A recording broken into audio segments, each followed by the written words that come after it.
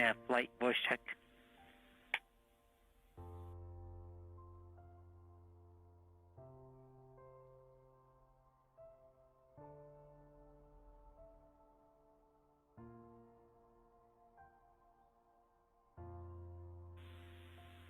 I read you 5 by 5. How me? I got you 5 by 5.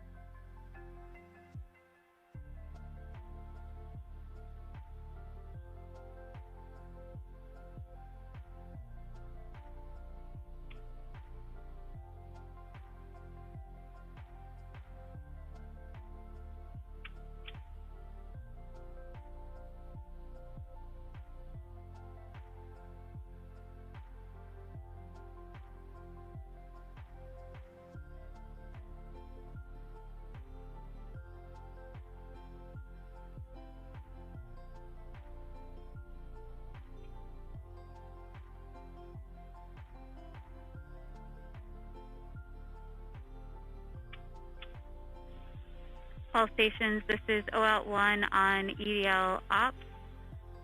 We are less than 2 minutes from our EDL voice check. A reminder, this will be by last name for brevity because that's how I have it in the list. I'll ask you for a voice check, and then I will ask you for telemetry status. If it's green, you can just respond with green. If you have any open issues, please provide a summary of that and what the plan is to work it, or if you need support.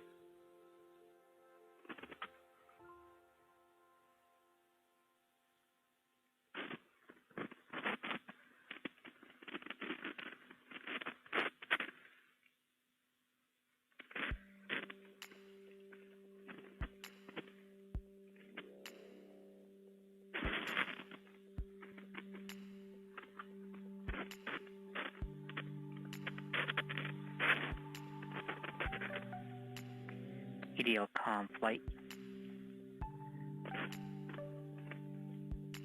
Go flight. On step 192, we're coming up on a voice check with the orbiters. That is correct. It's a voice and readiness status check.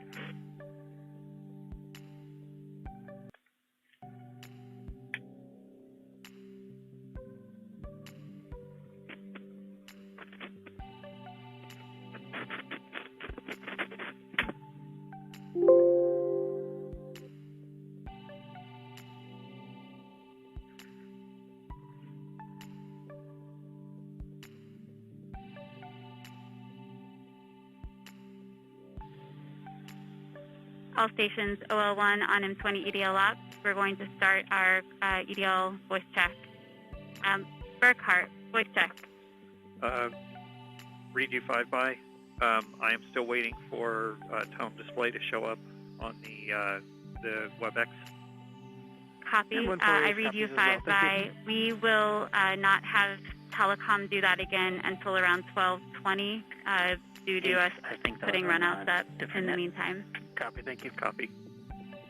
Thank you. McGrew, voice check.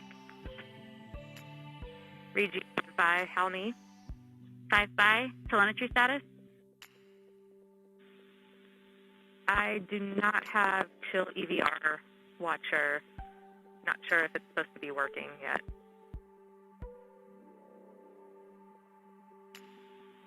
Copy, McGrew. Does anyone else that uses Chill EVR Watcher have data and can confirm whether or not that should be showing anything yet? Wait, telecom.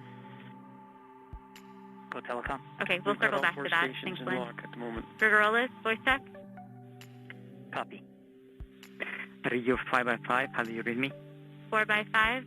Telemetry status? I'm good to go. Copy, thank you. Now listen, voice check. OL1, I read you 5 by 5. How do you read me? 5 by 5. Telemetry status? All nominal. Great. O'Farrell, voice check. O'Farrell reads you 5 by. How me? 5 by 4. Telemetry status? Telemetry screen. Copy. Data, voice check. Data, read you 5 by. How me? 5 by 5. Telemetry check. Telemetry is green. Copy. Villar, voice check. I read you 5 by. How are you? 5 by. Telemetry status. Telemetry is green. Copy. Dahura, do I have you on M20 EDL ops? That's affirmative. OL, you got me. How do you read me? 5 by 5. How me? 5 by 5. Telemetry status.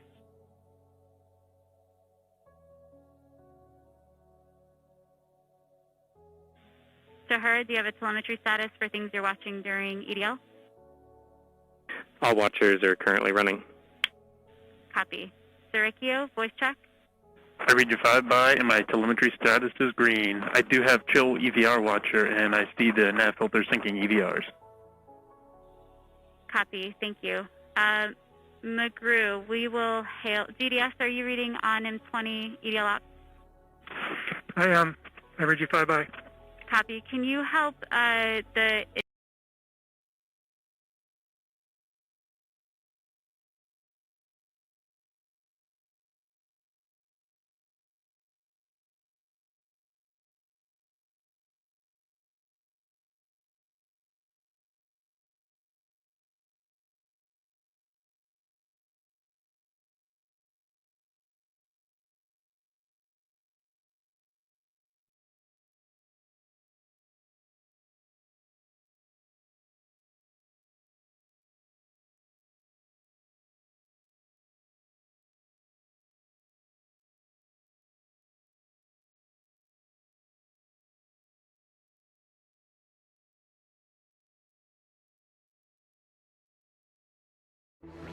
And liftoff as the countdown to Mars continues. The perseverance of humanity launching the next generation of robotic explorers to the Red Planet.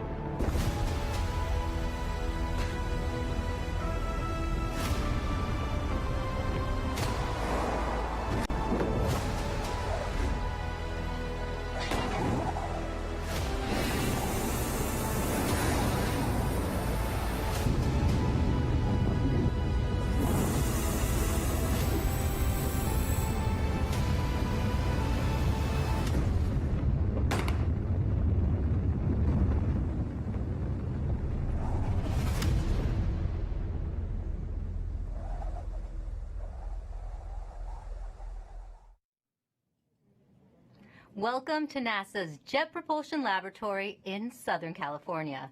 We are gearing up for NASA's Perseverance rover to touch down on Mars. Happening in an hour and a half from now, the rover will attempt to land in Jezero Crater. It is the most difficult landing site on Mars ever attempted. Thank you for joining us. I'm your host, Raquel Villanueva.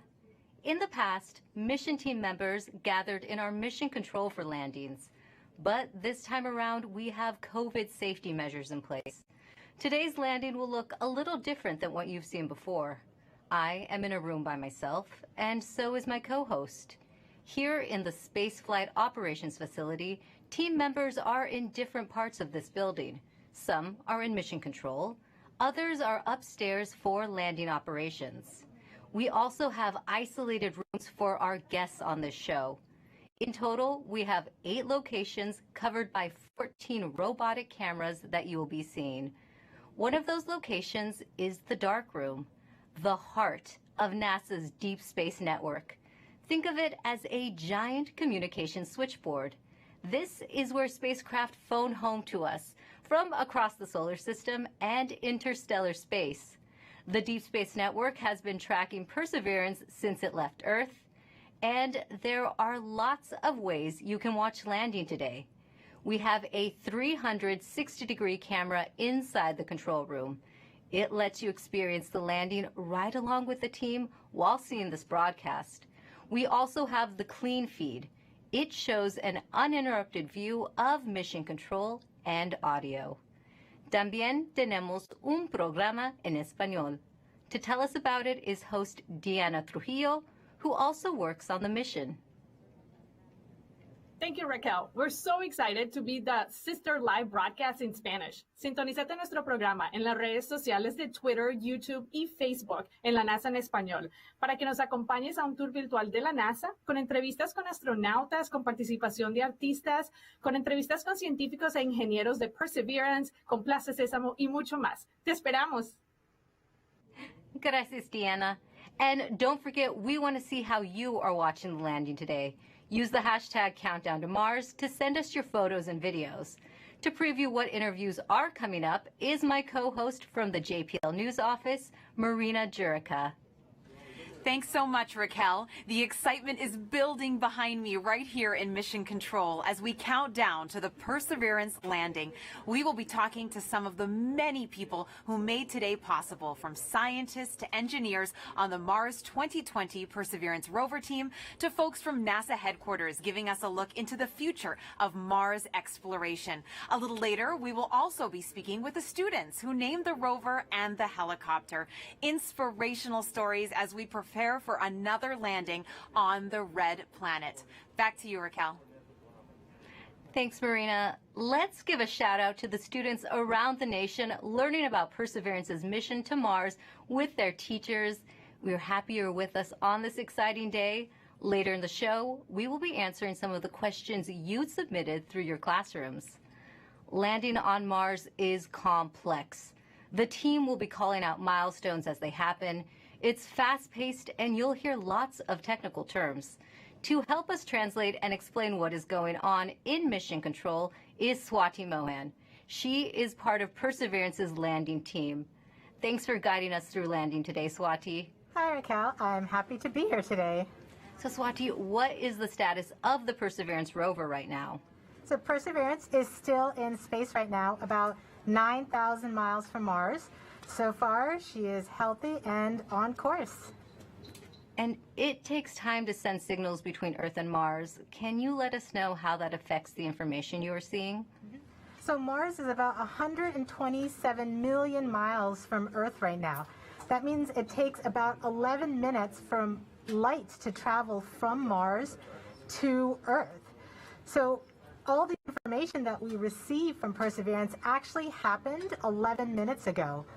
So the round trip is 22 minutes for us to send a command to Perseverance and hear back on the ground that she's received that command. This is what we call two-way light time.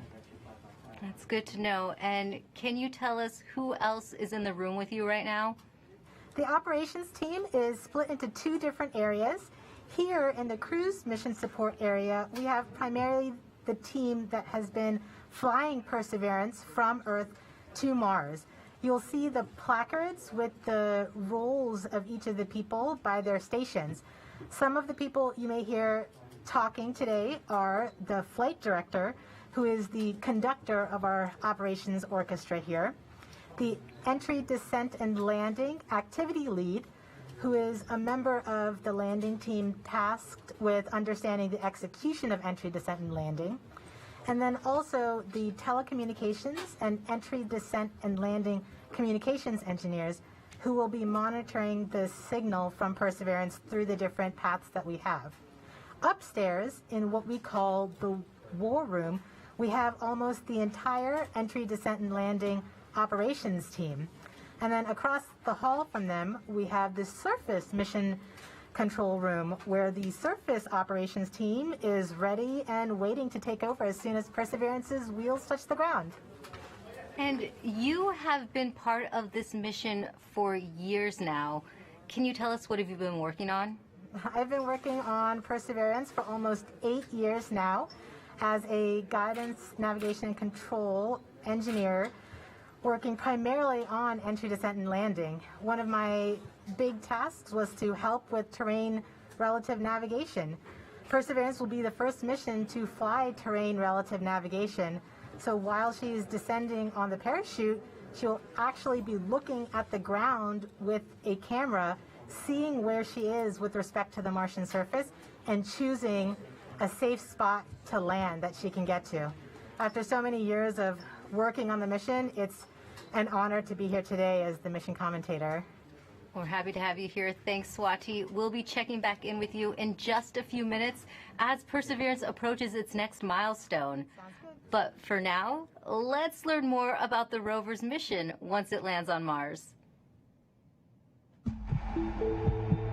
You know, Mars is the closest place that we can reach with robotic exploration that we think had a really good chance of having ancient life. The Perseverance rover will land at a location called Jezero Crater. Jezero Crater is a very interesting place. It's a crater that once held a lake. There are a lot of craters on the surface of Mars that could have once hosted ancient lakes, but not every crater that we think had a lake actually preserves evidence that that lake was there. It had an inflow channel and it had an outflow channel. That means it was filled. The crater was filled with water. In Jezero, we have probably one of the most beautifully preserved delta deposits on Mars in that crater.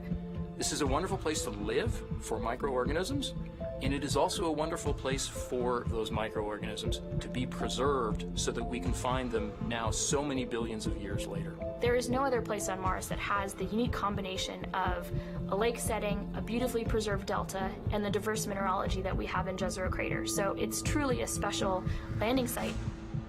The major goal of the Perseverance mission is to investigate astrobiology on Mars, and in particular, to address the question of whether life ever existed on Mars. The Perseverance rover starts with a design that's very similar to Curiosity. We've added to it a whole new set of science instruments, and these science instruments were purposefully selected to help us in the search for biosignatures.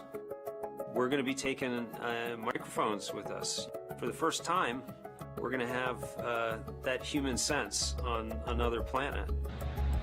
Perseverance carries with her a grand experiment in spacefaring technology, a helicopter, the name of which is now Ingenuity.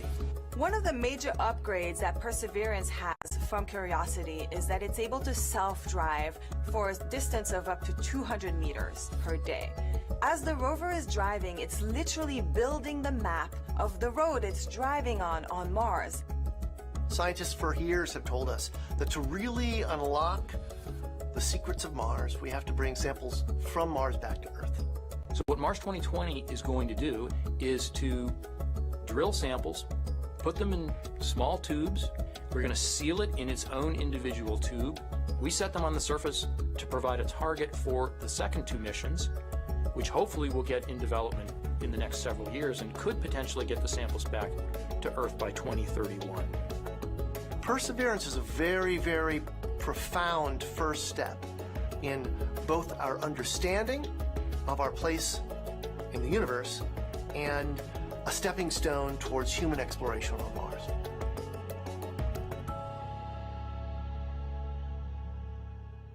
You are watching live Mars landing commentary, and Perseverance is about to reach another important milestone. Swati, can you tell us what is happening? We are at a milestone where the operations team determines whether they're ready to turn off the transmitter to Perseverance. Turning off the transmitter is like taking your hands off of the wheel. At this point forward, Perseverance would be on her own to execute entry, descent, and landing over 500,000 lines of code. Let's listen in.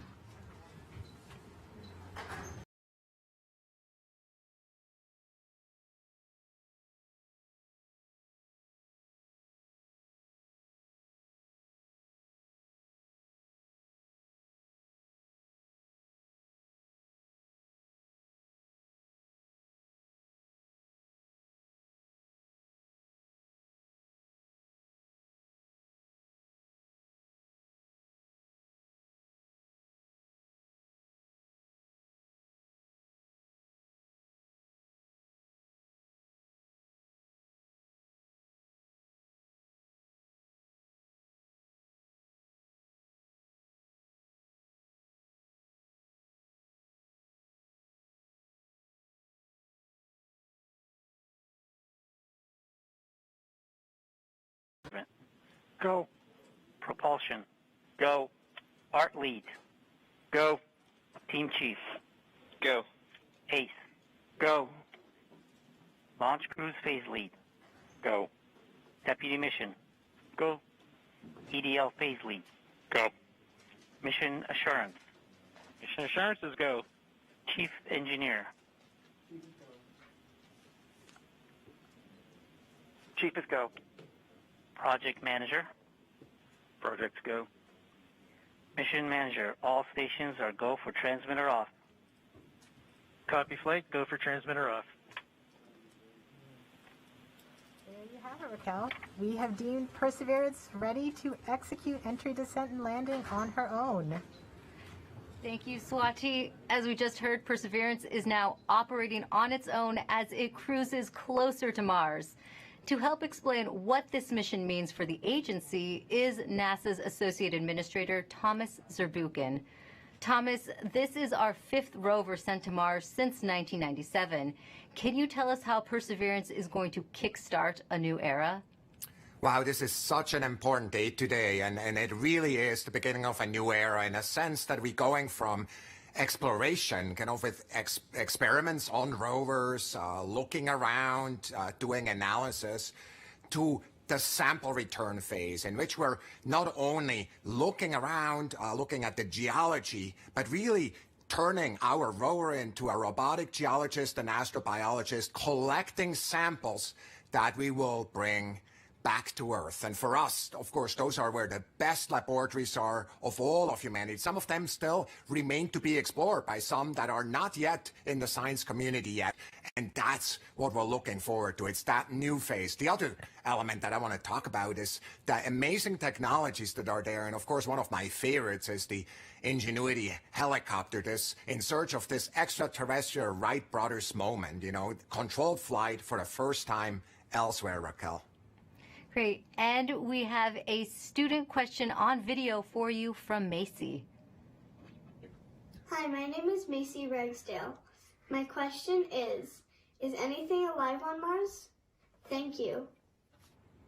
Well, Macy, I'm so glad for your question. That's a question I ask myself. Is anything alive there? And frankly, at the surface where we're going right now with Perseverance, we do not believe there's anything alive right there because of the radiation that's there. It's chilling, cold, and there's really no water there. But guess what?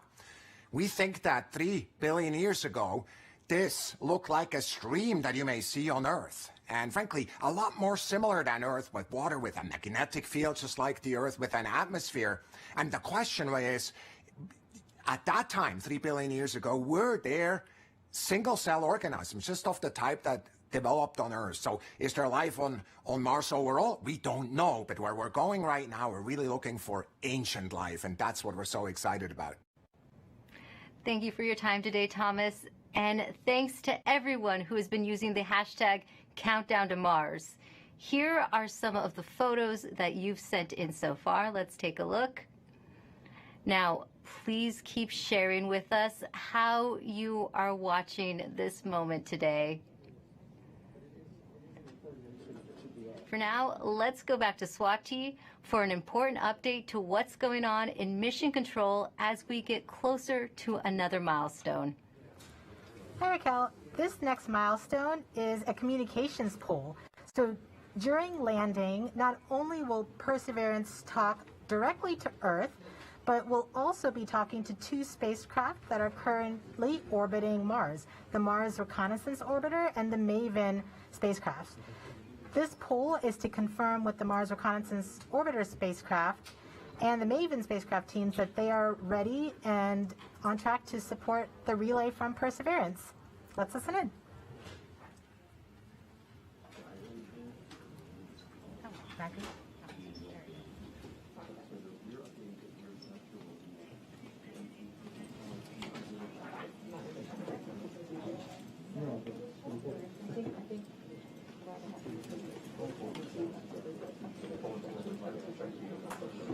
EDL comm flight.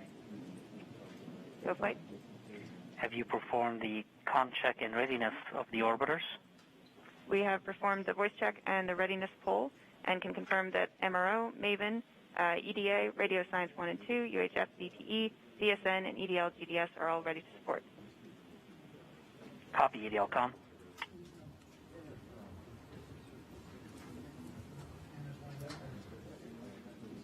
So we've just heard that we have confirmation from each of the different orbiters and all of their support equipment on the ground that they are ready and are on track to support the relay from Perseverance.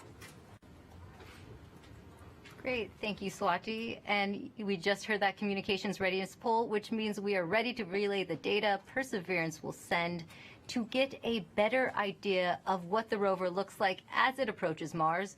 We have a NASA program called EYES. The visualization lets anyone watching track Perseverance. Here's how the program works. Follow Perseverance on its journey to the surface of the red planet with eyes on the solar system. From your desktop or mobile device, go to eyes.nasa.gov. Click on the banner, and now you're with Perseverance in real time through every step of EDL, entry, descent, and landing. This interactive experience lets you ride along from whatever perspective you choose. Click and drag, scroll in, scroll out. Check out the descriptions and explanations to increase your EDL expertise. Experience every entry, descent, and landing event precisely designed and executed to land Perseverance safely on Mars. The EYES experience is based on predictive data, but during this broadcast you'll see a different visualization called Ranger, and it's based on the real communication the team in Mission Control receives from Perseverance in near real time. This is the visualization the team will follow as data fills their screens while monitoring the health of Perseverance on its nerve-wracking course to another successful Mars landing. Enjoy the ride.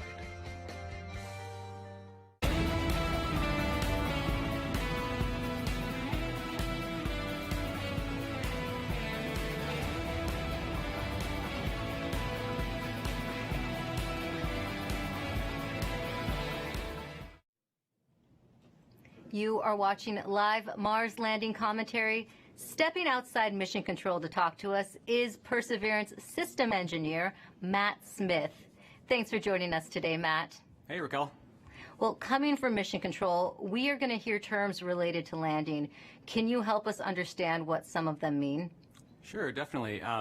One thing you'll hear a lot about is telemetry. So telemetry is just our way of talking about data that's coming from the spacecraft and telling us important things like temperatures on the vehicle, pressure, how much fuel we have left, and other things that we need to understand for the health and safety of the vehicle. You'll also hear the word nominal, hopefully. Nominal means everything is expected, everything is okay, we're good to go. You'll hear also a lot about velocity and deceleration. So velocity is just our speed combined with the direction we're going, and deceleration is our slowing velocity. So we're coming in at over 12,000 miles per hour, and we're going to slow down to a nice, comfortable 2 miles per hour at landing, and that's our deceleration. Speaking of landing, you may hear a couple important terms at landing itself. One is RIMU stable. So the RIMU is a device on the rover that measures the rover's orientation and whether it's moving. So we want a nice stable landing spot without any motion. You'll also hear UHF stable, hopefully. UHF stable refers to good telecommunications link with the rover and indicates that we've had a good separation between the descent stage and the rover after the sky crane maneuver. Finally, you may also hear Tango Delta nominal or touchdown nominal. That means we've touched down on the surface of Mars within the expected range of safe landing speeds. Thanks for that breakdown. Now, this is your first Mars mission. What have you learned from this experience? Yeah, one of my takeaways is that you can almost never be too careful when it comes to Mars. You definitely can't take Mars for granted. You know, we've checked and double-checked and triple-checked everything on our way to Mars, and you know, even though we've done this once before using the sky crane technique on the Curiosity rover, you know, I think everyone's going to have their everyone's going to hold their breath until we're on the surface of Mars this time around. And we have a social media question coming in. Nor the Door on Instagram asks, how complicated is the automated landing sequence and who wrote the code? Yeah, it's quite complicated. The automated landing software needs to do literally hundreds of things all on its own, just right with sub-second timing accuracy. And it's the result of many hundreds of people over many years, stretching all the way back to Curiosity and then improved for the Perseverance landing today at Jezero Crater. Great. Thanks for your time today, Matt, and good luck. Thanks. Now, landing on Mars is hard. Landing on Mars during a pandemic is even harder. The team behind the Perseverance rover faced one of its biggest challenges when the coronavirus pandemic struck. Here's how they kept the mission going.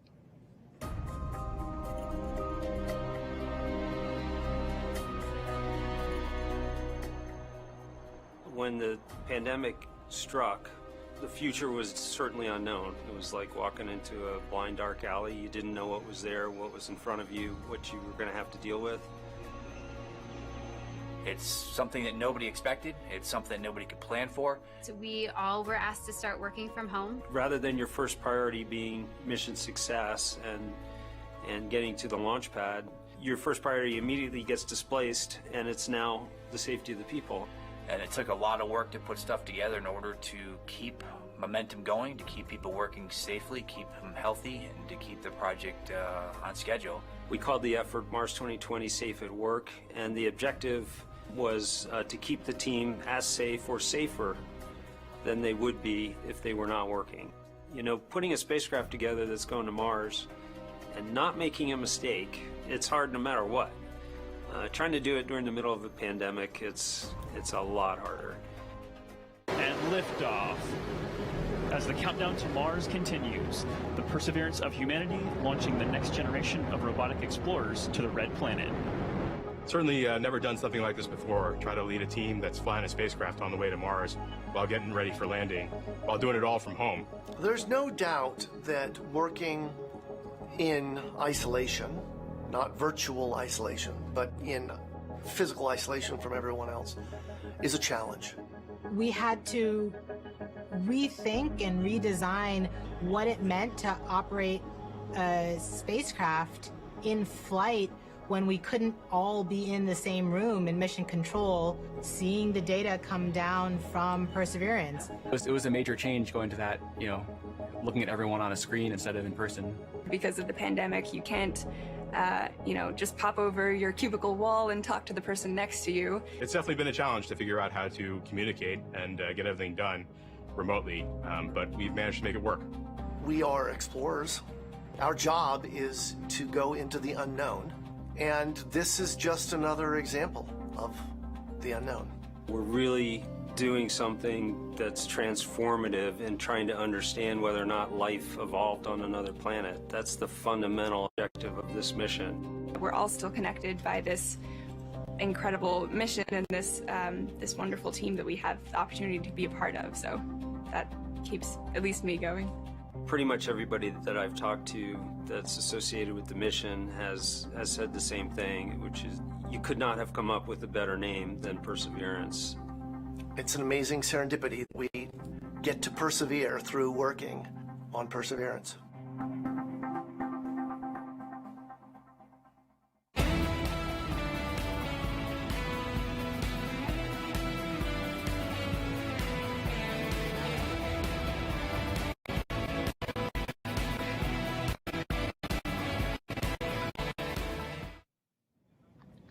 Joining us now is Perseverance Deputy Project Manager Matt Wallace.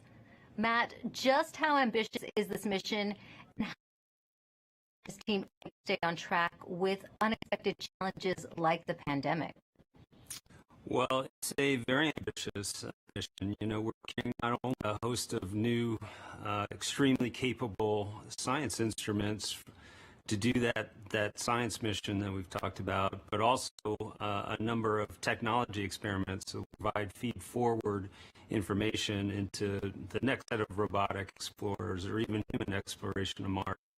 So there's a lot for us to do. We look a lot like Curiosity, but in fact we're carrying 50% more payload down to the surface of Mars, and so it's been a big challenge. You know, and it was particularly challenging when the pandemic struck. It came at a critical time in our processing. We were just months away from launching. We're trying to essentially get the spacecraft assembled, do the final tests. Did not have a lot of margin in our schedule, and our focus just entirely shifted from that to keeping the team safe and keeping their families safe. And we had to do that quickly, to make the adjustment quickly. I think, we got through it with a lot of help. A lot of people stepped up to make it happen. The team was tenacious, and we managed to get it launched and fly it to Mars. Thanks to a lot of help. And Matt, just how large is the team that worked on Perseverance? It's a big team. A couple thousand people here just at JPL, in fact, have worked on the mission.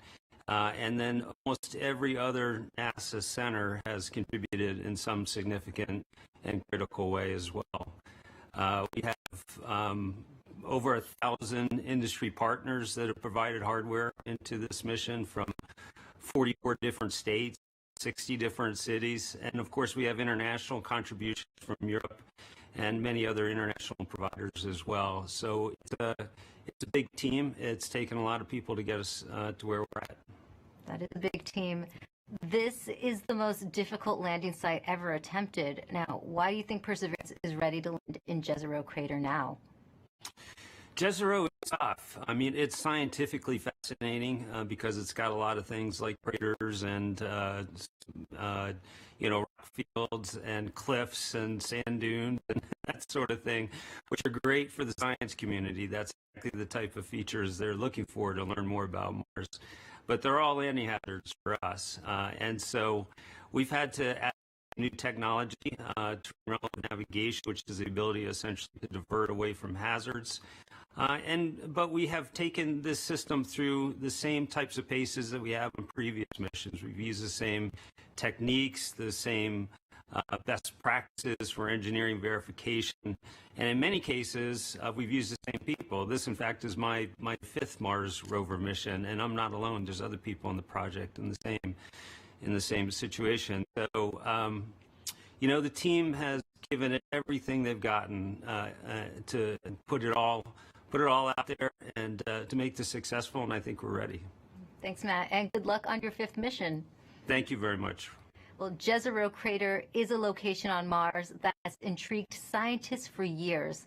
Let's head over to Marina to learn more about the science goals of the mission. That's right, Raquel. Here to explain why we want to go there is Deputy Project Scientist Katie Stack Morgan. Welcome, Katie. Thanks, Marina. Glad to be here. Now, Perseverance is landing on Mars at the Jezero Crater. Why is it that you and the team chose this particular area? Yeah, so scientists believe Jezero Crater is one of the best places on Mars and possibly the entire solar system to look for signs of ancient life. Jezero contained an ancient lake and has within it one of the best preserved ancient delta deposits on the surface of Mars. And deltas form when a river enters a relatively open body of water, like an impact crater, and deposits the sediment that it's carrying into the lake.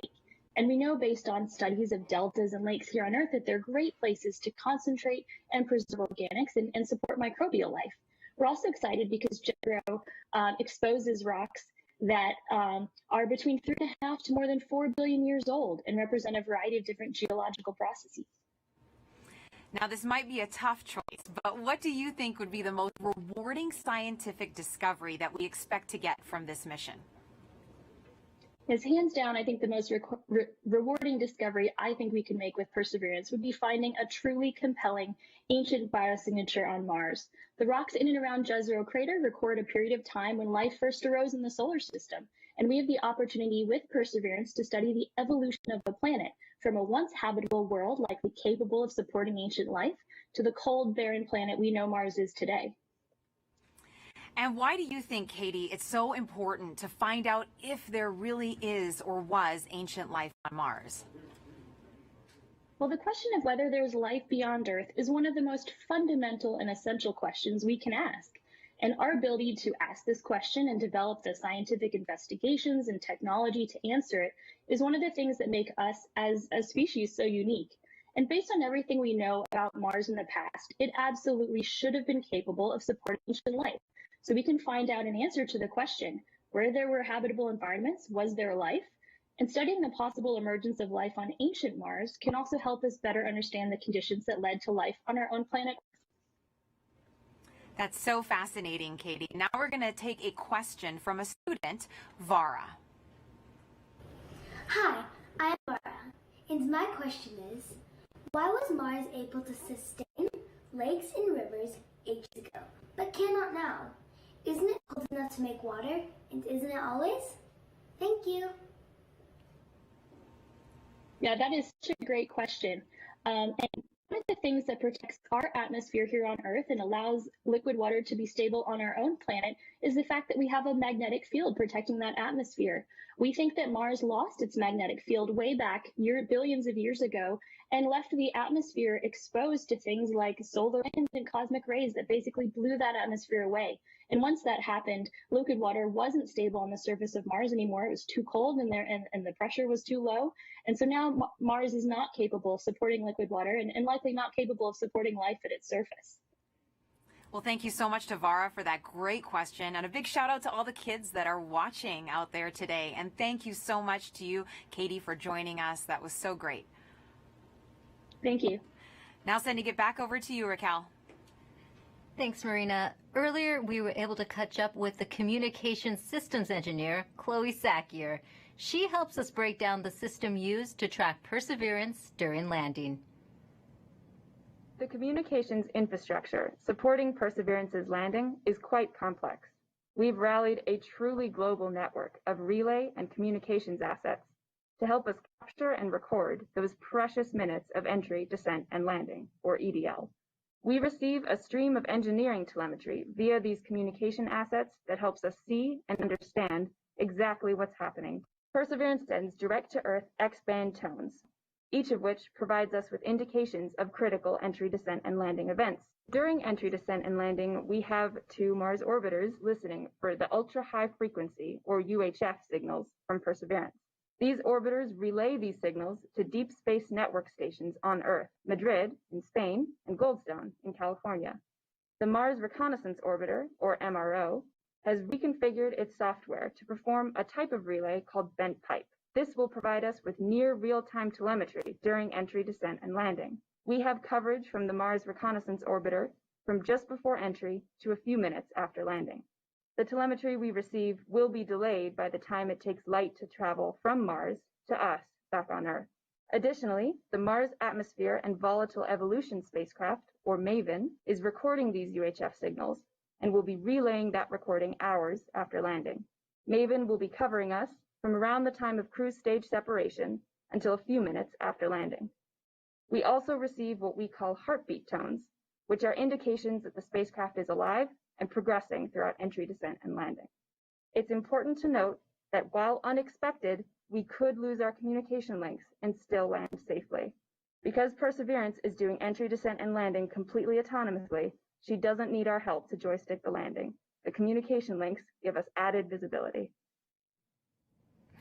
And you can see Chloe hard at work inside Mission Control right now.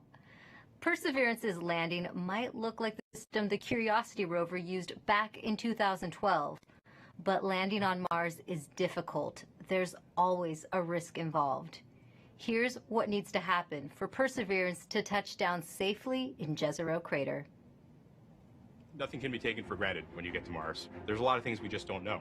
Space always has a way of throwing us curveballs and surprising us. I mean, until we get the data that says we're on the ground safely, I'm going to be worried that we're not going to make it.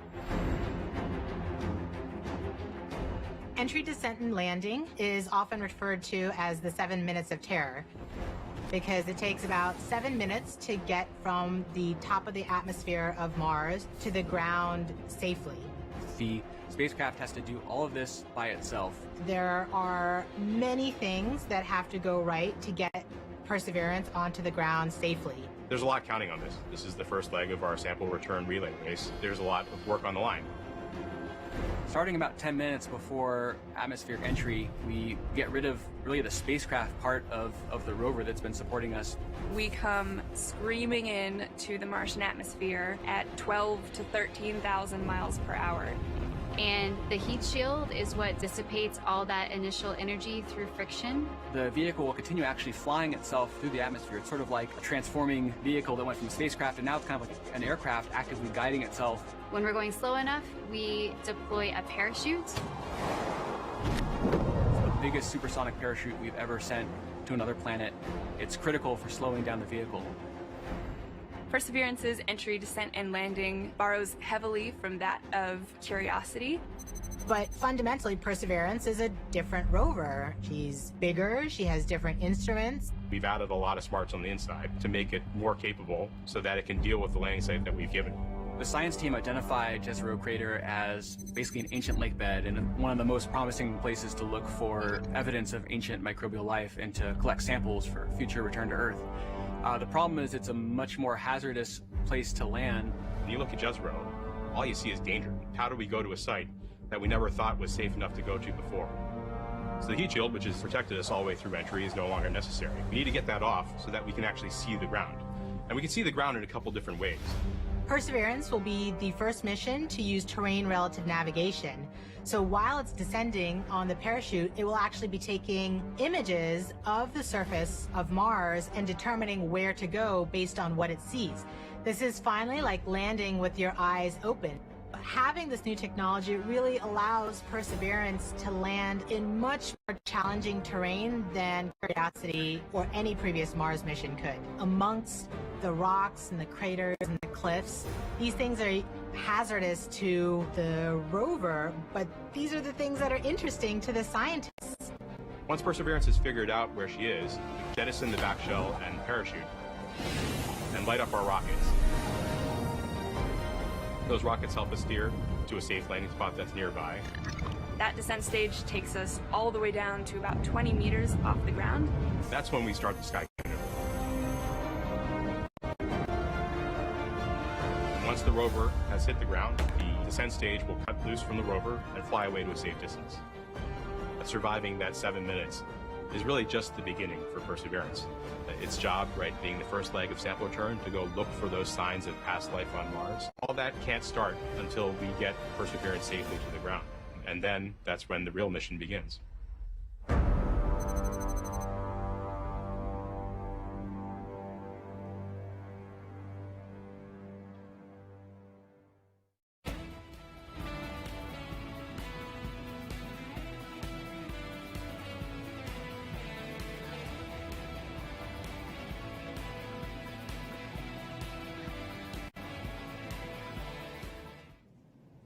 With us now is Al Chen. He is Perseverance's entry, descent, and landing lead. Al, you were part of the Curiosity rover landing. Does it get any easier the second time around?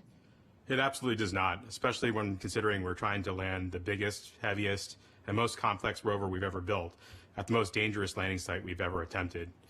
Jezero may look great and promising from a science perspective, but it's absolutely treacherous for landing.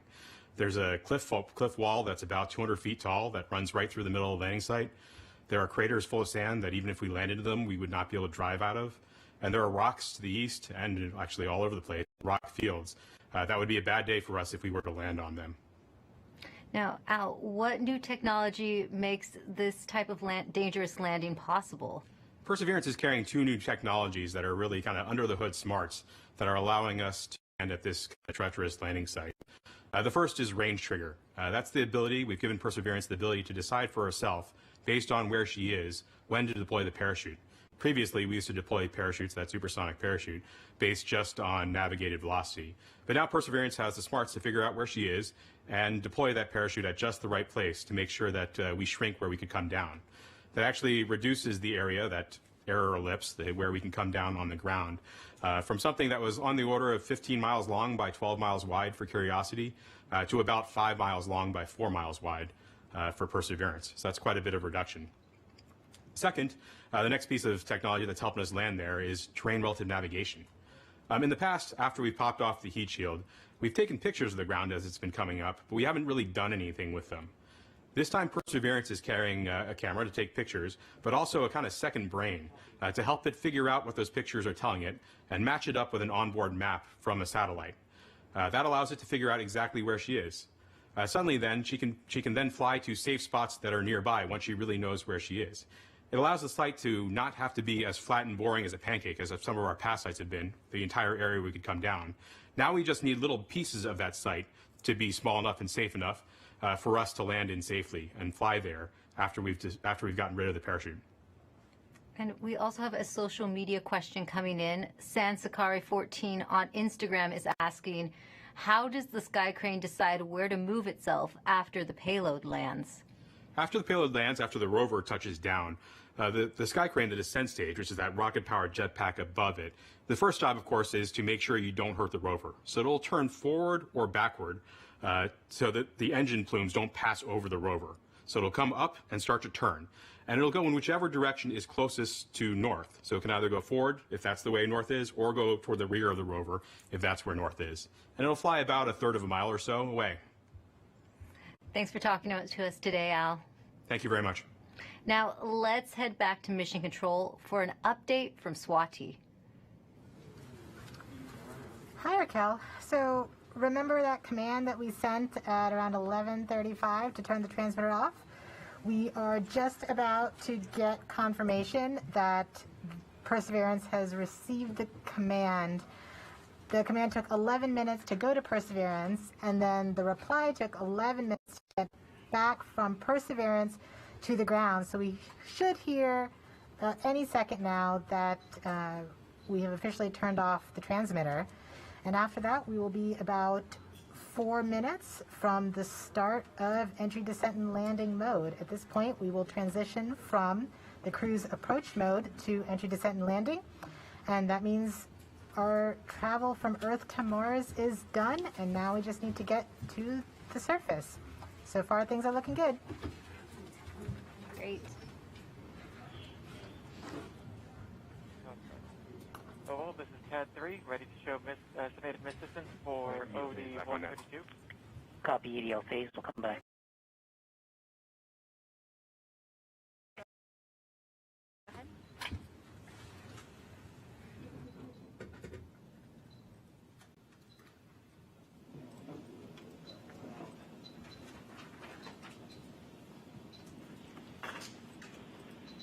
Flight Ace. Go Ace. Our tracking stations have all confirmed the results of the transmitter drive-off and in lock one way. Copy Ace. GDS flight. Flight GDS. At this time, I'd like to disable the alarms before EDL main. So please disable all the alarm files and start a new downlink session. Copy that, EEP. Copy that, proceeding now. Confirmation that we are now officially one way and the transmitter is off.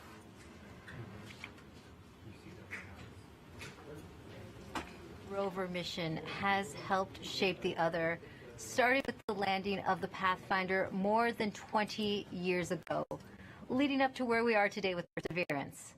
Perseverance Deputy Project Manager Jennifer Trosper has worked on every Mars rover mission, and she joins us now. Jennifer, how does Perseverance fit into the history of exploring Mars? Thanks, Raquel. It's great to be here. Well, Perseverance is NASA's 5th rover on Mars, and I've had the privilege of working on every one of them.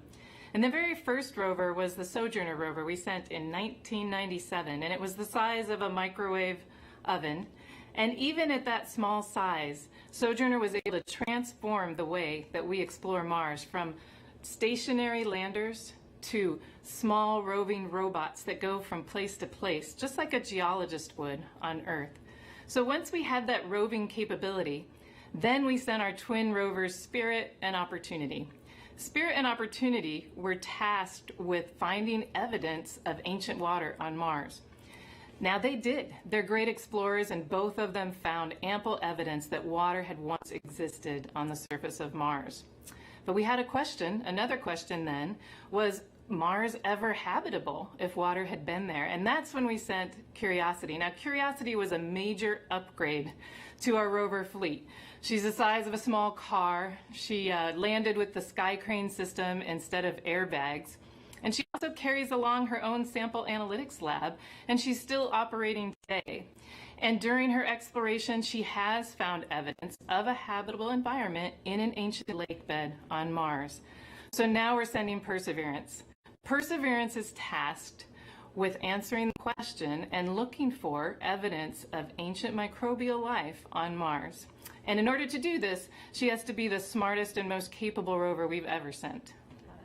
Speaking of Perseverance, can you tell us more about how Perseverance is smarter than its predecessors? Yes, we've made a lot of upgrades to help her along with the surface mission.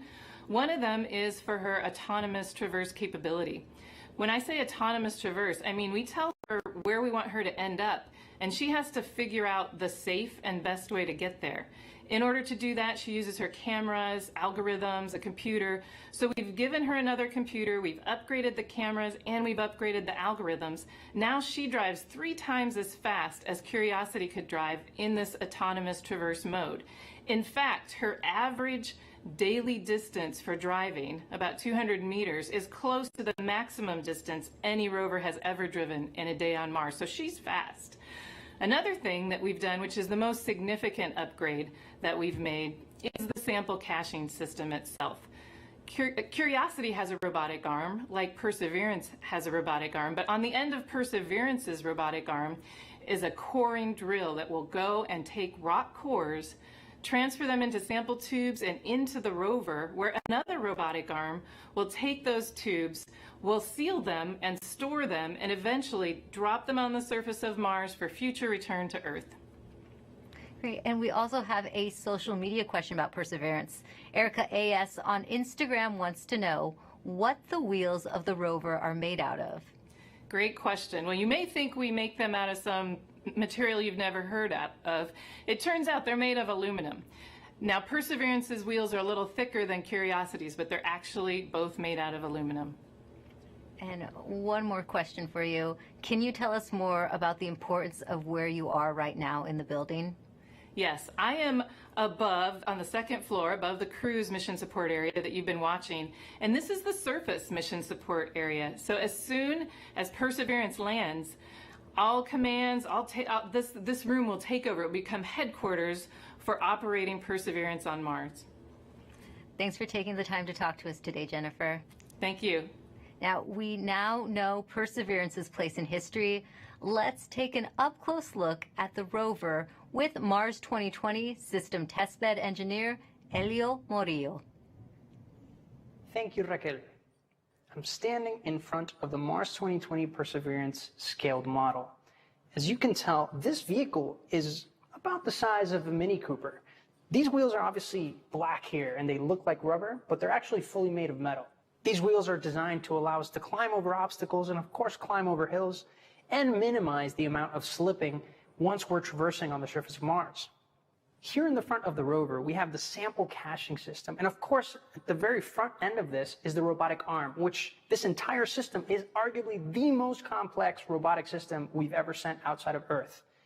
Here at the tip of the arm, we have a turret which contains a suite of instruments along with some drills and coring capabilities that will allow us to do contact science once we get to the surface of Mars.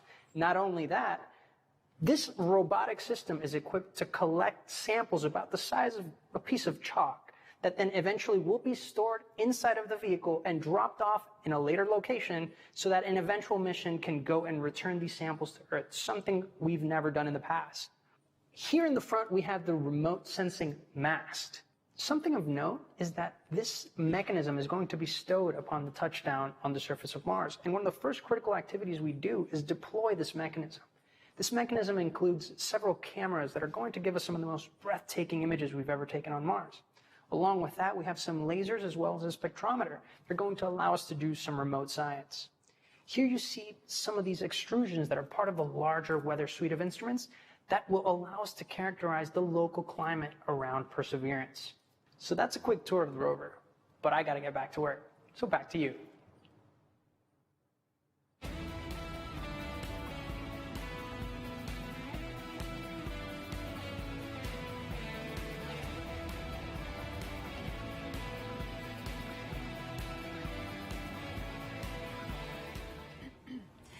Perseverance is collecting samples of Martian rock for future return to Earth. We've heard that scientists have been wanting to bring Martian samples back for many generations. And here to talk a little bit about that is NASA's Planetary Science Division Director, Lori Glaze, who joins us now to talk about the role Perseverance will play in NASA's future goals.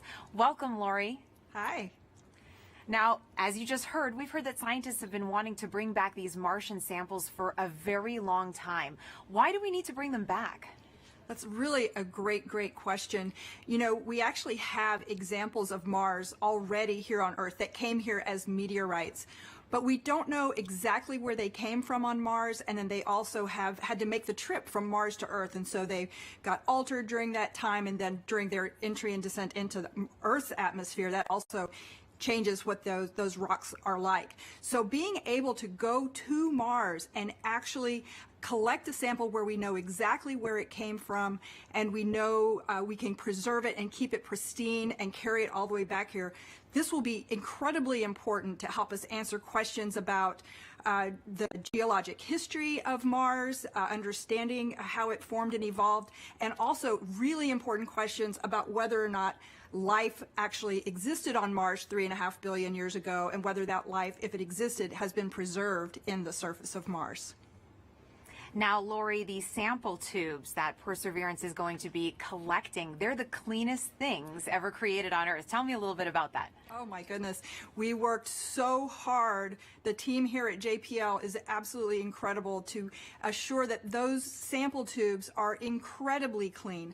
One of the main goals of this mission is to be able to detect if there's actual life that's preserved, ancient life preserved in those rocks, in those samples. And we definitely don't want to be carrying, our own DNA off to Mars and then bring it back here to confuse our scientists when they're trying to study those samples. So it is an incredibly clean set of equipment that's been sent there. As you said, the cleanest thing we've ever sent into space.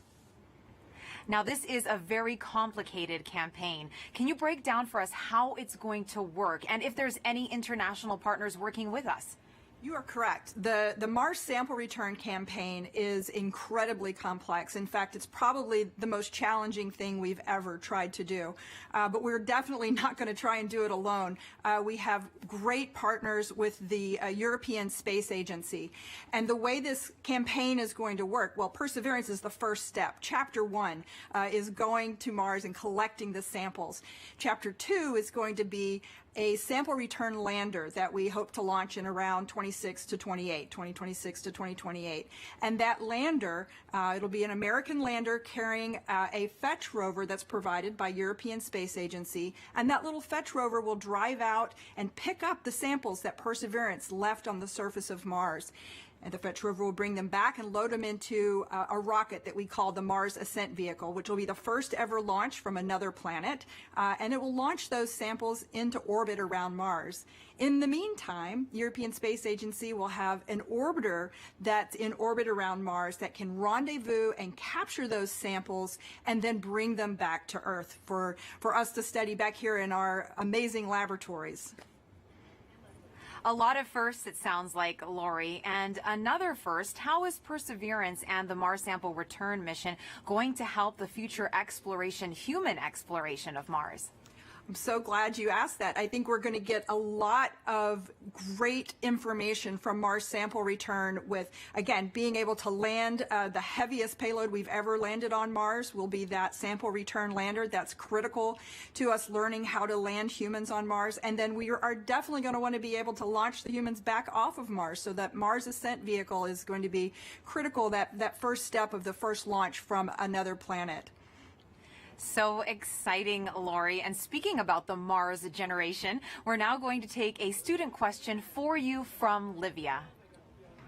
Hi, my name is Livia, and my question is, what made you want to study Mars, and why are you working so hard and willing to wait so long for a sample? Thank you. Oh, Olivia, that is such a great question. And I enjoy Mars just because it can tell us so much about how our solar system formed and evolved. All of the planets can tell us different parts of that story, and Mars is a really key piece of that. And one of the main reasons we're willing to wait so long to get the sample back is that we've got great new scientists that are all about your age, and in about 10 or 15 or 20 years, you'll be the generation that's going to actually get to work with these samples. When they come back, you'll be the scientists and engineers that will be the next generation to change how we think about Mars and how we think about life in the solar system.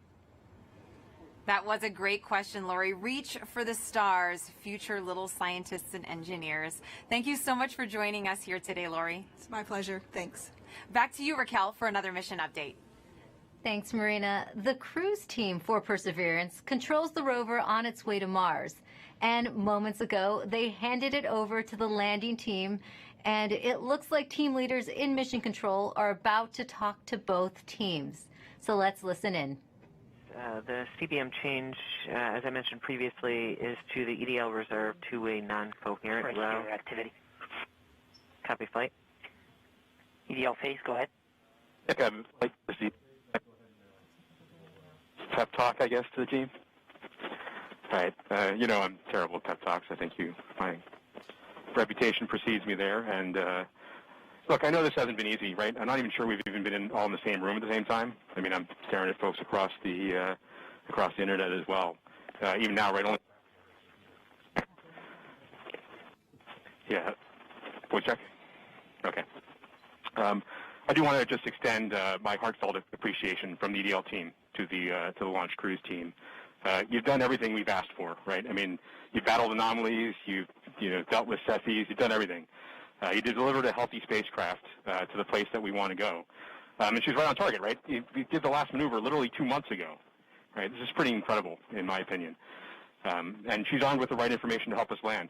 Doing the parameter update last night, we're ready to roll. You've done everything right.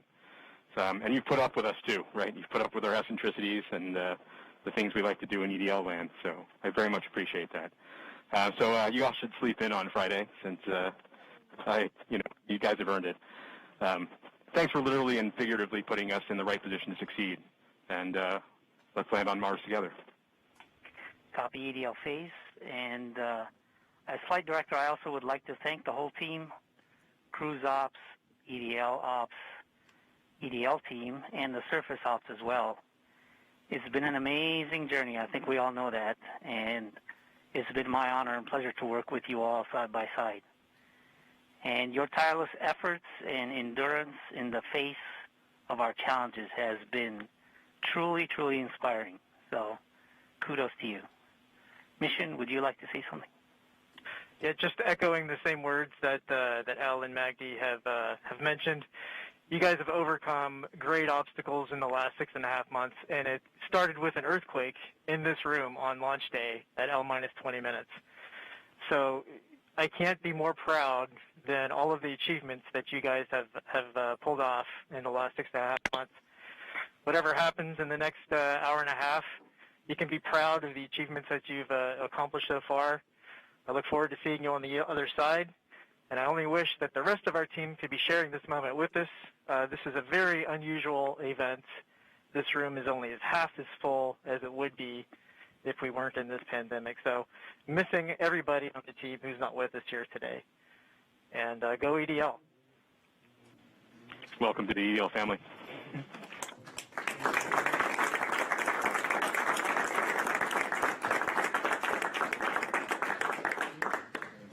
And with that, Godspeed Perseverance. All right, activity. Go ahead and continue the report. Sure thing, flight. We've since completed the EDL start anchor. As I was mentioning, we changed our CBM row to EDL reserve two-way non-coherent. That row reinforces our CBM windows disabled, keeps our packetization on, it turns off our ranging, and switches to the auxiliary oscillator.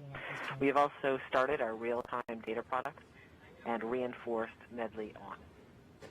At this time, Now, we just heard Perseverance team leaders thank the cruise team for their work in guiding the rover to Mars. Now, did you know the rover name and Mars helicopter name came from students? Well, a couple weeks ago, Marina was able to catch up with them. Thanks, Raquel. Earlier this year, NASA and our partners held a nationwide essay contest to name our Mars rover. Alex Mather, a 7th grader from Springfield, Virginia, submitted the winning essay that was selected by NASA from a field of more than 28,000 entries from K through 12 students in every state in the U.S. Vanessa Rupani's essay for Ingenuity was so compelling, NASA thought it would be a perfect name for the history-making helicopter, a technology demonstration carried aboard the Perseverance rover. Alex and Vanessa join us now. Welcome, you guys. Hello, space nerds. Hi. Now, you got to go to Florida and watch the launch live back in July. Alex, what were you feeling as you saw that rocket launch into the sky? I read a log of books written by astronauts, and every single one of them always talks about the raw power behind the space launch. And I definitely feel like watching the launch invoked that sense of inspiration mixed with anticipation, along with that rumble in my chest. That's very inspirational, and I'm sure that you have had many conversations with your classmates since this all began. Now, what kind of questions have they asked you? I got some people asking me about what this helicopter is, what this rover is, what are they actually going to do. So I love that this whole experience sparked a greater interest in the mission in my community. Why do you think it's so important for kids to be inspired by space exploration? Because space is the future, and kids are the future. Learning about space and watching the story of humanity spread to the stars happen is watching the future happen and seeing history unfold. The best way to keep our home safe and protect our planet is to learn from the worlds around it. So I think it's really important for the next generation of scientists to be engaged in that type of exploration to make our home the best place it can be. Now, speaking of the future, what has your life been like since naming the rover and helicopter? Has it sparked any future aspirations for the two of you? Oh man, I am currently applying to a science and technology school for high school. Hoping for a NASA internship sometime along the way, with my ultimate goal being to join the incredible team of scientists and engineers who are about to make this happen. This whole experience has definitely shown me that I want to go into the space industry. I came home from Florida, did all my college applications, and checked aerospace engineering on all the boxes. I mean, the whole time we were there, I was thinking, why would anyone want to do anything else? So true, and the best of luck to both of you. Thank you so much for joining us here today, Alex and Vanessa. Thank you for having us. Thank you so much. I had a great time. Now, your essays, as well as the top 155 finalist essays, are riding on the Perseverance rover, along with nearly 11 million of the names from all over the world that were submitted before launch. And if you miss the chance to get your name on Perseverance, then you will get another chance to reserve a spot on the next mission to Mars. So make sure that you sign up now at mars.nasa.gov for your boarding pass. As virtual celebrations are happening all over the globe, let's take a look at some of your submissions on our social channels, showing us how you're celebrating the Perseverance. And go EDL. Welcome to the EDL family.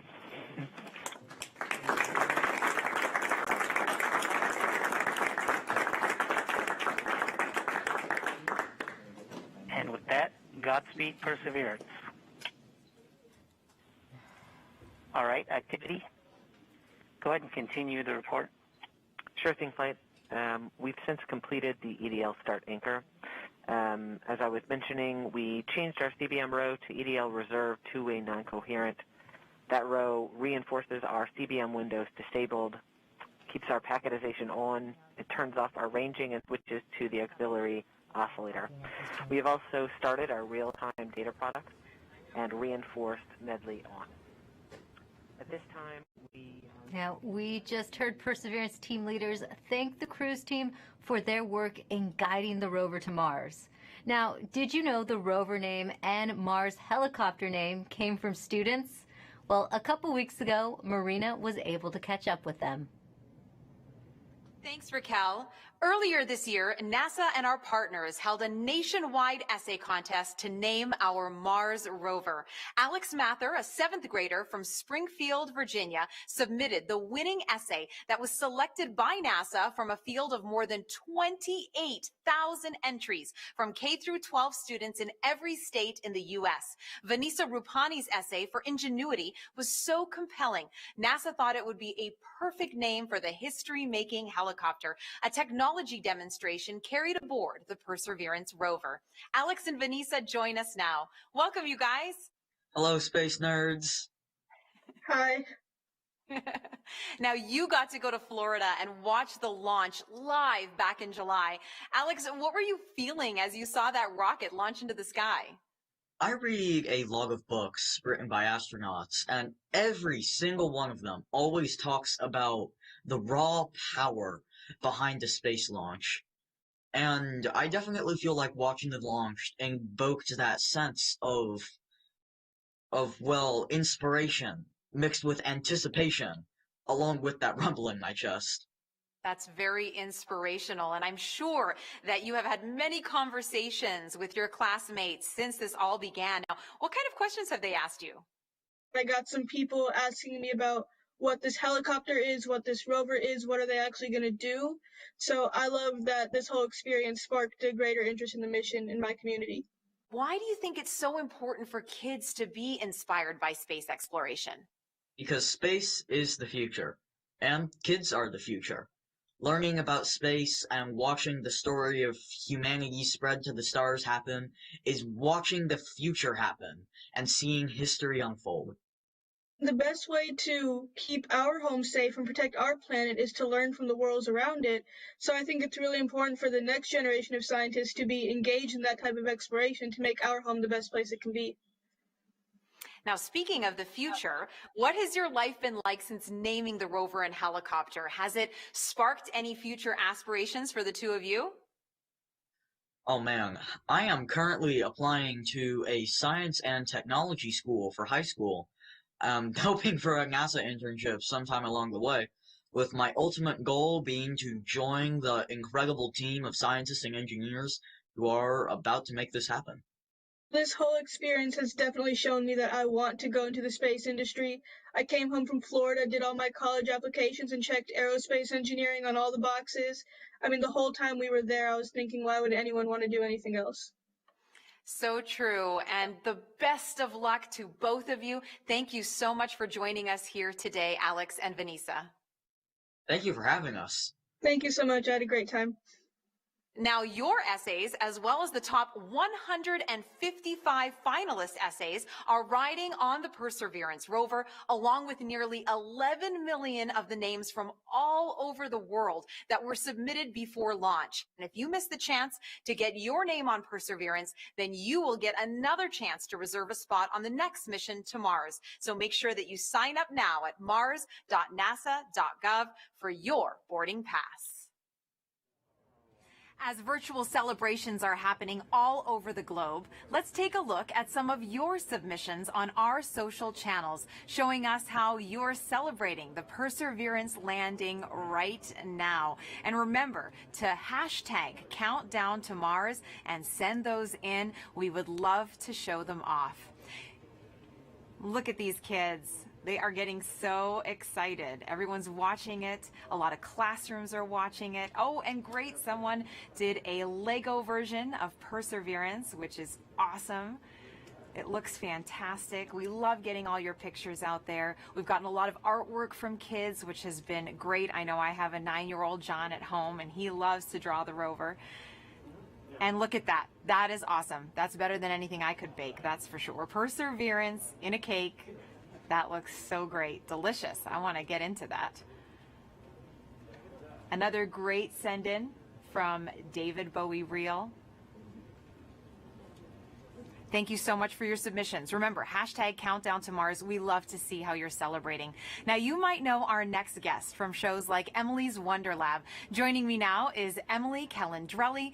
Thank you so much for being here with us today. Hi, thanks so much for having me. Now, you are very passionate about getting kids interested in science and space exploration. Why do you think kids are so excited about space? Well, I know the reason I'm excited about space, and I think it's the same reason that many others are excited about space, and it's that the people in the space industry work to answer two of the biggest questions that humans have ever asked. Are we alone in the universe, and where did we all come from? And by sending a rover to Mars, we are gaining evidence for the answers to these questions, more evidence than we ever had before, and I think that's so exciting. It is, and I know you get loads of interesting questions from kids. Have you gotten any about Mars specifically?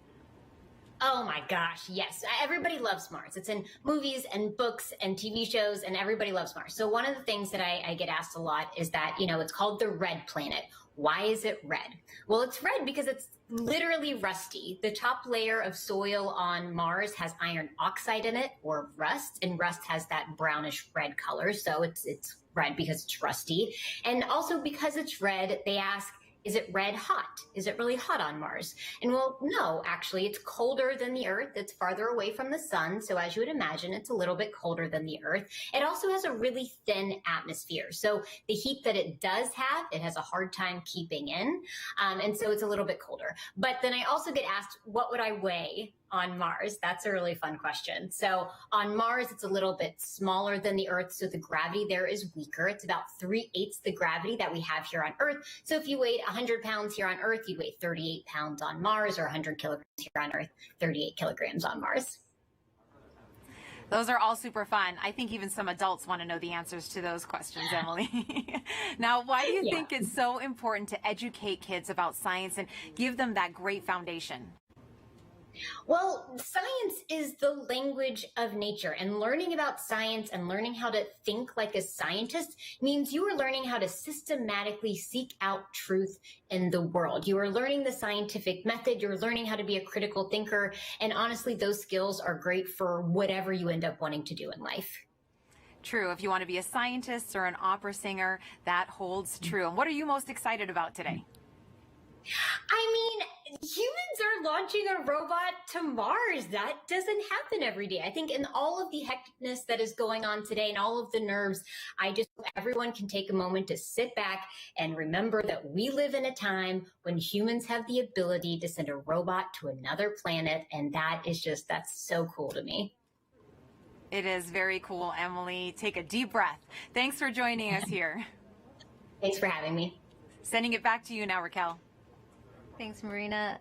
We are offering lots of ways to ride along with us to Mars. Now put yourself right into the action now with our Perseverance photo booth. You can pose next to the rover, place yourself in our mission control, and even see what you might look like taking a selfie on the red planet. There, you'll also have a chance to sign up to send your name to Mars on NASA's next flight to the red planet. It's all available at go.nasa.gov/Mars 2020 Toolkit. And joining us now is JPL Chief Engineer and Landing Veteran Rob Manning. He will be breaking down key moments coming up, and very few people know more about landing on Mars than Rob, going back to the Pathfinder mission in 1997. Thanks for joining us today, Rob. Thank you very much, Raquel, for having me here. And what a wonderful experience. What a wonderful day for a beautiful day in California. We're just also excited here, anxious, worried, but very hopeful. Rob, I have a question for you. There is a landing tradition at JPL that involves eating peanuts for good luck. Can you tell us how did that start? Yes, it started in the mid-1960s. What happened was we had a series of missions that had failures. The Ranger program in the early 1960s, one after another, failed. And what happened was one day a fellow by the name of Dick Wallace on Ranger number 7, on the 7th attempt, decided to bring peanuts to the ops area just before the launch. And guess what? that mission worked. Now, we're not supposed to be too superstitious. We're engineers and scientists after all, but we love tradition. And ever since then, before launch and before critical events like entry, descent, landing, we have brought out peanuts and shared them with the team. And it's been really a wonderful little experience. And so this is something we're doing right now. And it's something that we just can't help ourselves. It's just part of the experience. Well, speaking of the experience, how did the Perseverance team keep the tradition alive this year? Well, this year we're passed out little packets of peanuts to the team, and they can sneak one peanut in their mouth as part of to keep the tradition alive. But you know, this is part of the COVID experience, but we can't leave this one undone. So this is what we're doing, and this is going to help us land safely. All right, thanks, Rob. I have some questions for you a little later on, but we're heading back to Swati Mohan, who is part of the landing team. She'll be calling out key milestone and events as they happen from Mission Control. So let's listen in right now. So right now we're still about 20 minutes from entry, and the EDL phase is giving a last-minute confirmation of what will be happening in the upcoming changes to the vehicle, just to remind the team. This will allow us to steer our trajectory as we make our way through the atmosphere. This is one of the things that allowed MSL, the Curiosity rover, to land where it did. And we're depending on the same type of entry guidance this time around to help get us very close to our target. As we make our way through entry, finish our guided entry profile, we'll do a maneuver called heading alignment, where we point toward the target and get ready to deploy the parachute. But before we deploy the parachute, we need to get rid of a set of balance masses that have been giving us a center of gravity, or CG offset, throughout the guided entry phase. So these are called the entry balance masses. We also call this maneuver SUFR, S-U-F-R, or straighten up and fly right. So we'll go ahead and eject those masses when we get a trigger from the GNC system telling us that we're at the appropriate range to the target to do so. As soon as we deploy those, we will no longer have a CG offset, and we'll be ready to deploy the parachute 17 seconds later.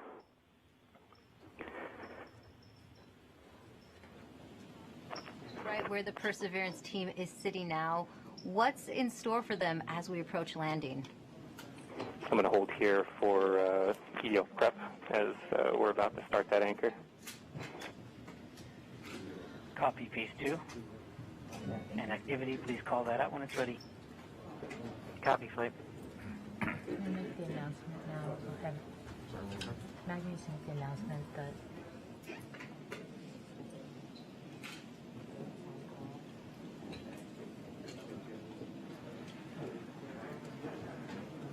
All right. Now, Rob, you've been right where the Perseverance team is sitting now. What's in store for them as we approach landing? Well, this is the nail-biting time. Fortunately, we still have ones and zeros coming, but very soon, as we approach cruise stage separation, the transmitter on this rover we've been using all the way to get to Mars is going to be turned off.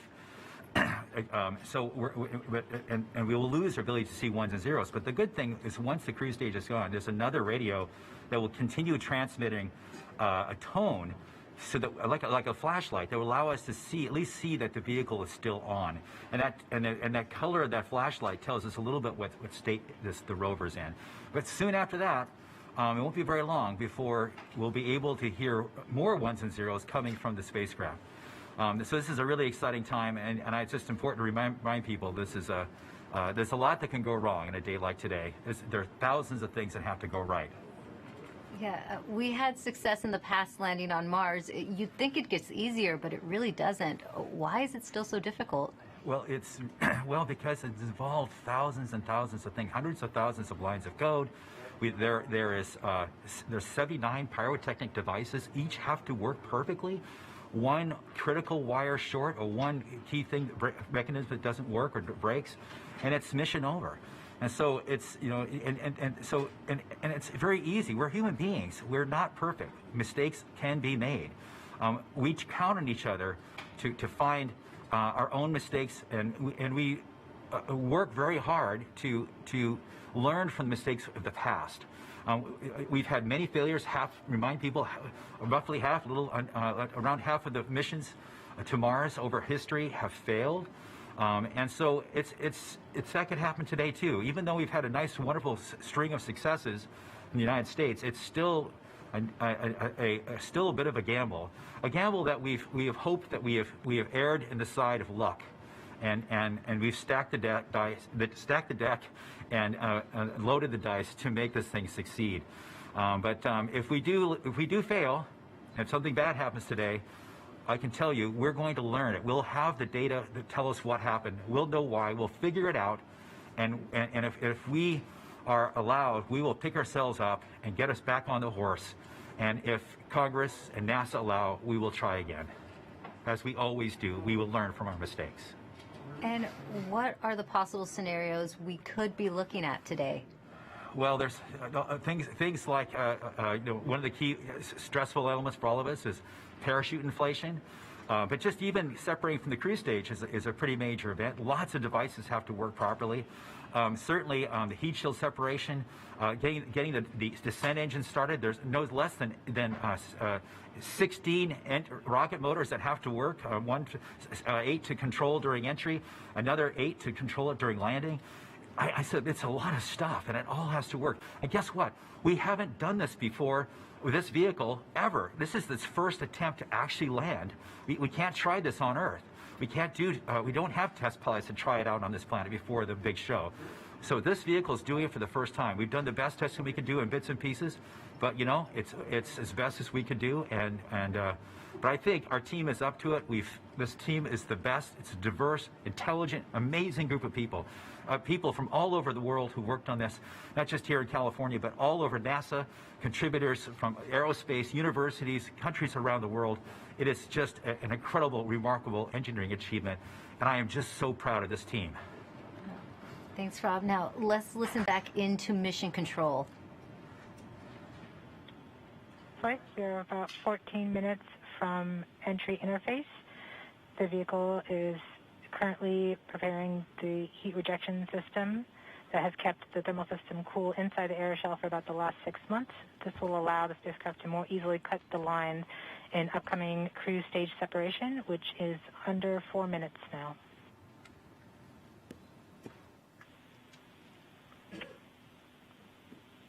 We have now enabled the rover pyro bus.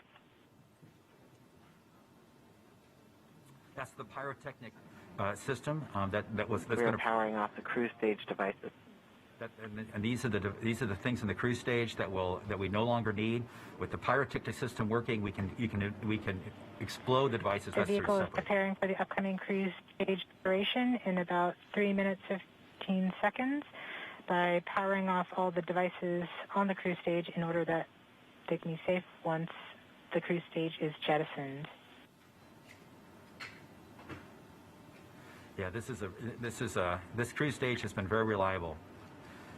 We are firing our first pyros to vent the HRS liquid and gas.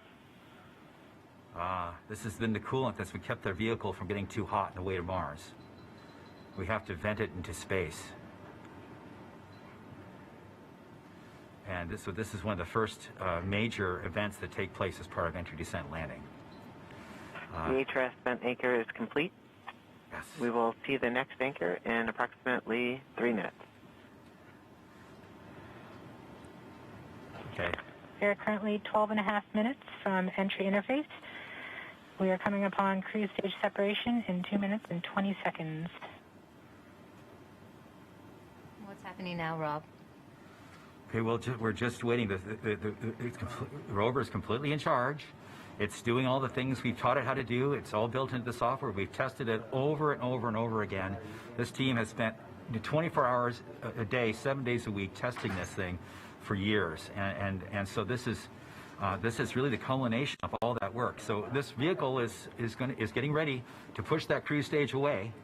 Once it gets pushed away, the entry system with the rover inside, with the rover still in charge, is going to get ready to take the vehicle, turn it to the right orientation, and aim it to Mars, and prepare for entering the atmosphere.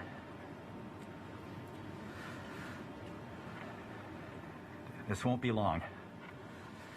Be prepared for this event. We're about a minute and a half from cruise stage separation, about 11 minutes, 20 seconds from entry interface. Okay, so it's about 10 minutes from cruise stage separation till entering the top of the atmosphere. From then out and out, things happen We are fast. switching to MFSK tones. Telemetry will have stopped.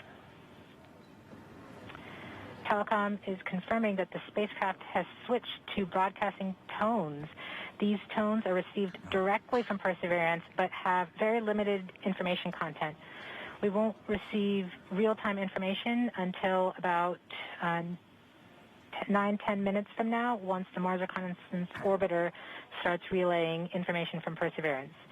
We are under a minute from cruise stage separation, about 10.5 minutes from entry interface.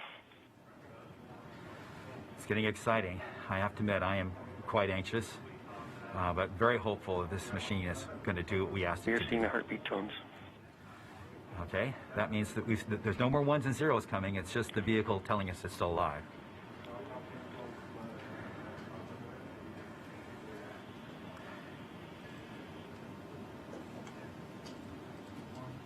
We're continuing to receive tones from Perseverance, standing by for cruise stage separation.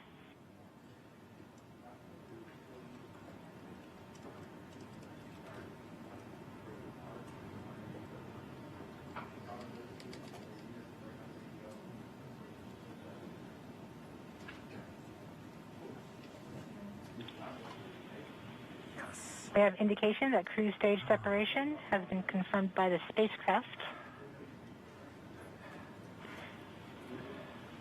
We're off on a good start. In about 1 minute, Perseverance's landing software will wake up and begin the final preparations for entry. The first action it will do is to fire warm-up pulses with its entry thrusters. These pulses ensure that the spacecraft gets the thrust that it wants during entry interface. We're about 9 minutes from entry interface.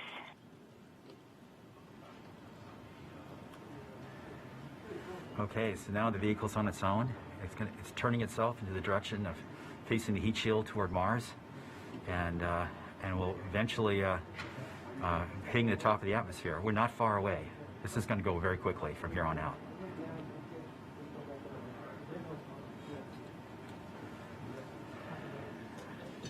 That's confirmation that we got shadowed by the cruise stage as it passed through our beam to the Earth. Telecom indicated actually that we could see a signal that the cruise stage went between the Perseverance entry capsule and Earth. So we saw a little blip, the data stream indicating the cruise stage separation. We have confirmation that the vehicle has started warming up those entry thrusters. Warm-up pulses have begun.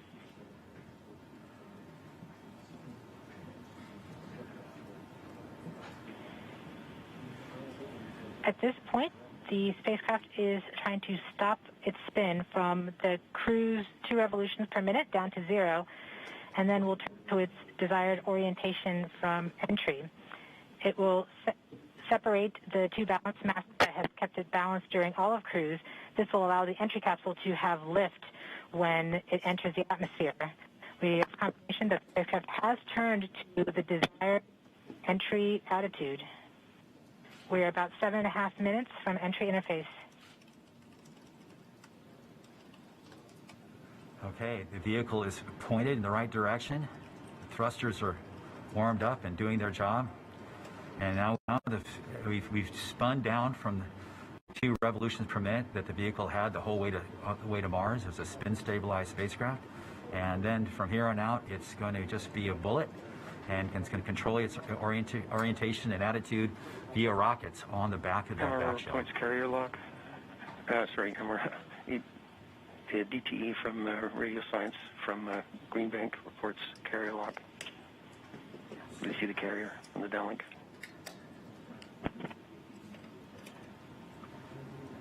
Flight level 1. We are continuing to wait for entry interface. We're about 6 minutes and 45 seconds from entry interface.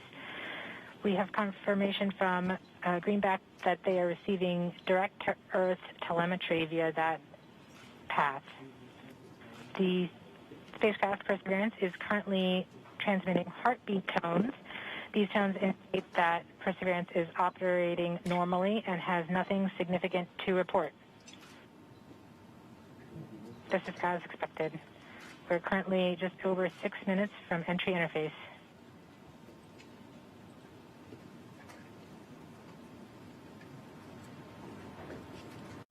Okay, and now we wait.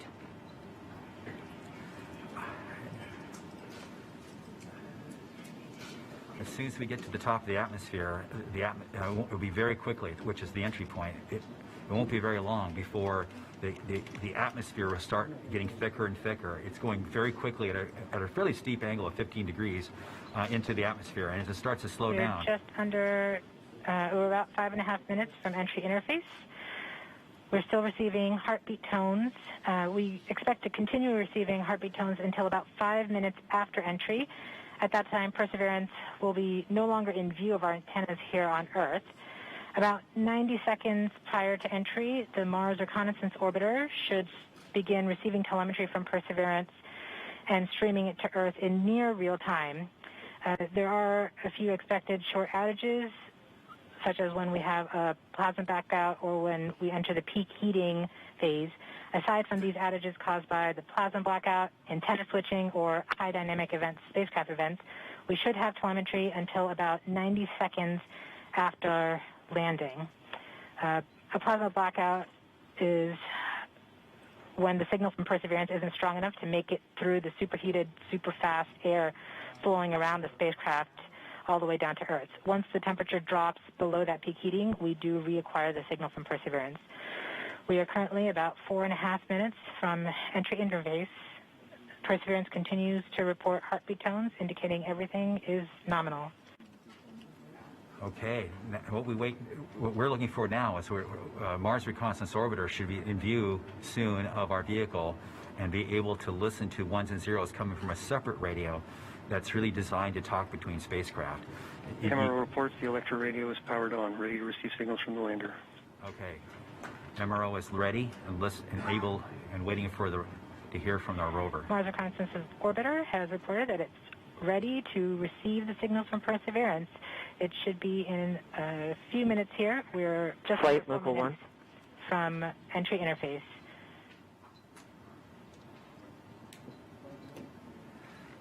We don't need these ones and zeros, as Swati said, but to land safely, but we really need it for our own health and well-being today to keep our nerves under control. But around this time, a second spacecraft, MAVEN, should begin picking up telemetry from Perseverance and will continue to record that telemetry until several minutes post-landing.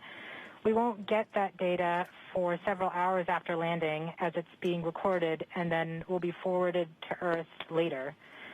We are continuing to receive heartbeat tones, indicating that everything is nominal. We're currently at about 3 minutes until entry interface.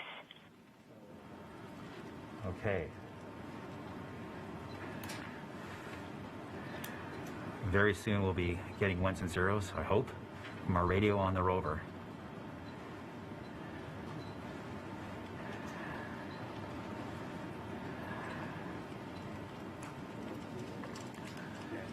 The entry interface is nothing more than just an arbitrary place in the sky that we've defined to be above the atmosphere. But from that point on, there's definitely atmosphere, and above it there isn't. We are 2 minutes from entry interface.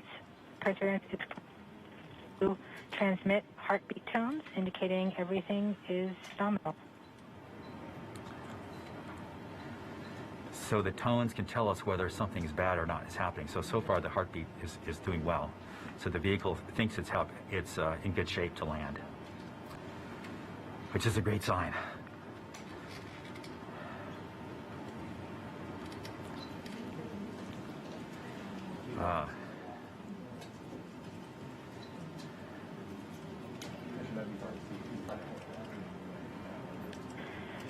We're just under 2 minutes from entry interface.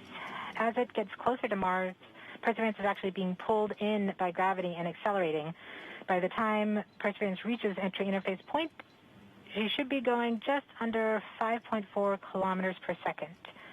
We're at about 90 seconds from entry interface and standing by for Mars Reconnaissance Orbiter to pick up the telemetry.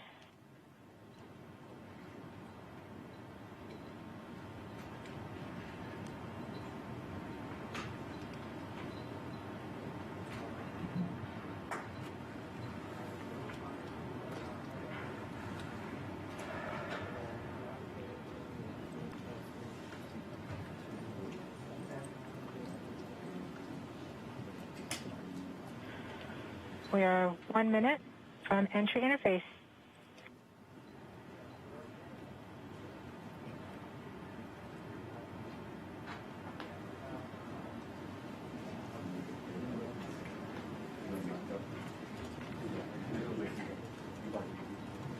MROs are in receive mode. We have confirmation that the Mars Reconnaissance Orbiter is now relaying data from Perseverance. We're about 30 seconds from entry interface. Perseverance is going about 5.2 kilometers per second and is about 190 kilometers altitude above the surface of Mars. Confirm your jet data flow.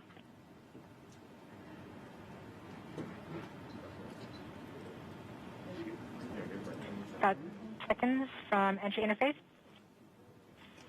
5.3 kilometers per second and an altitude of about 150 kilometers from the surface of Mars.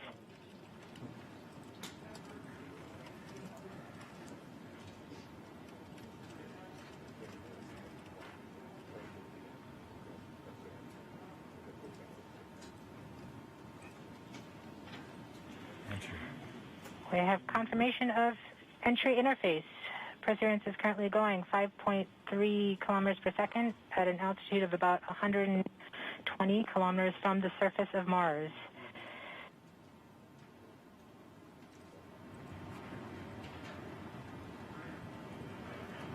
The spacecraft is now waiting until it begins feeling the atmosphere of Mars slow it down. Once there is enough atmosphere, it will start controlling its path to the landing target.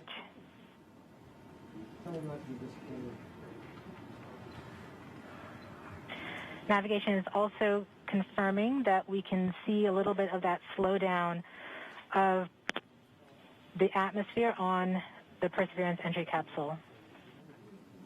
Our current velocity is about 5.36 kilometers per second and an altitude of about 67 kilometers from the surface. We are probably seeing MRO plasma blackout at this point.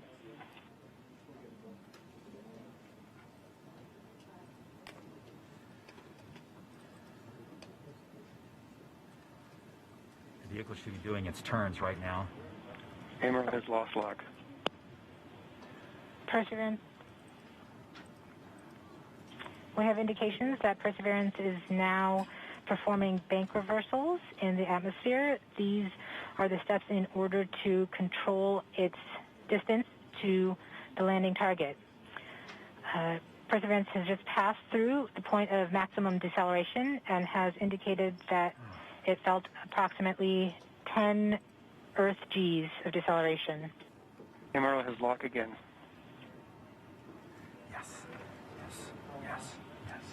We saw a small outage of the UHF telemetry from Mars Reconnaissance Orbiter during that peak heating phase, likely caused by the plasma blackout. Perseverance is still continuing to perform bank reversals in the atmosphere to control its distance to the landing target.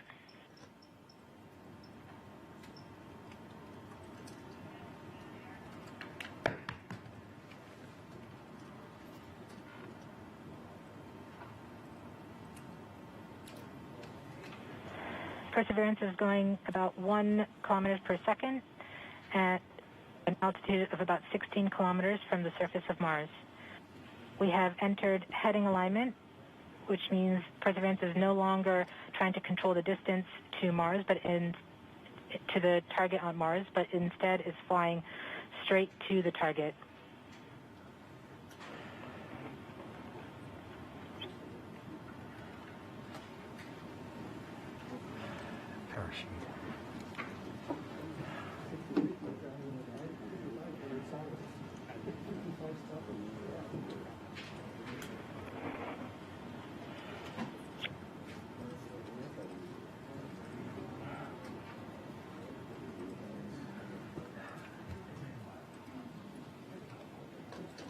Our current velocity is about 550 meters per second at an altitude of about 15 kilometers from the surface.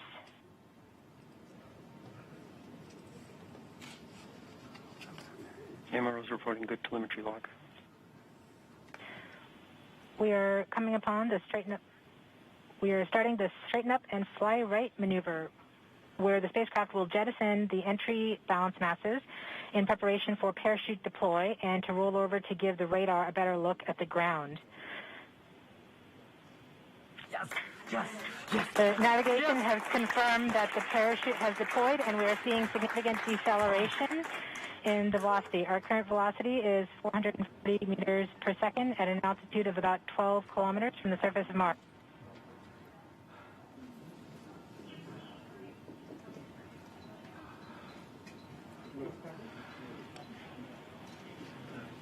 Yes. Perseverance is now slowed to subsonic speeds, and the heat shield has been separated. This allows both the radar and the cameras to get their first look at the surface. Current velocity is 145 meters per second at an altitude of about 9.5 kilometers above the surface.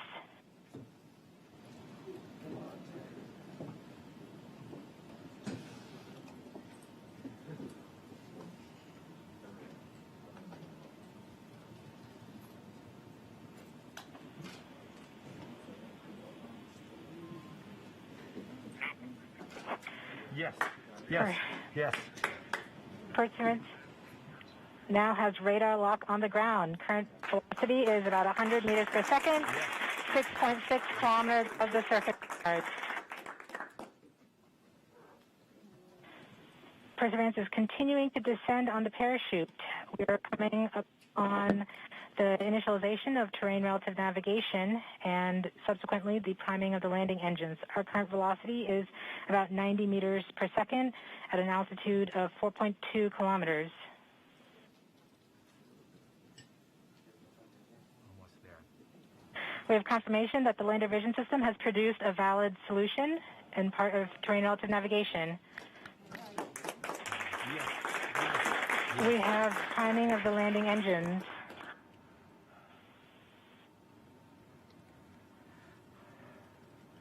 Current velocity is 83 meters per second at about 2.6 kilometers from the surface of Mars.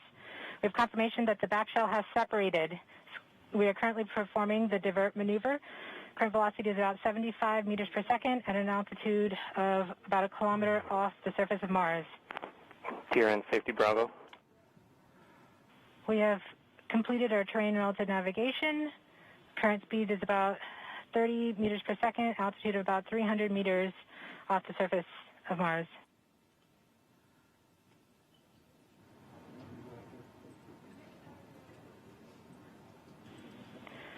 We have started our constant velocity accordion, which means we are conducting the sky crane, about to conduct the sky crane maneuver. We've lost direct to Earth tones. As expected. As expected. Sky crane maneuver has started. About 20 meters off the surface.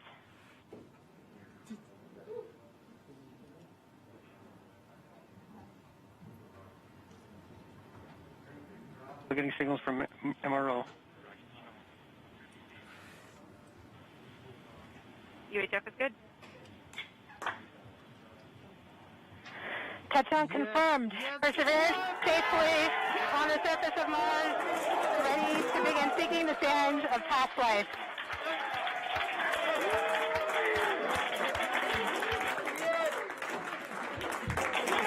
At this point, the descent stage has flown away to a safe distance. Perseverance is continuing to transmit direct through Mars Reconnaissance Orbiter to Earth.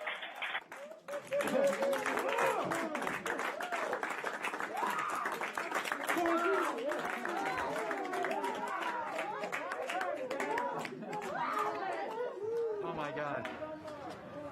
Oh. Oh.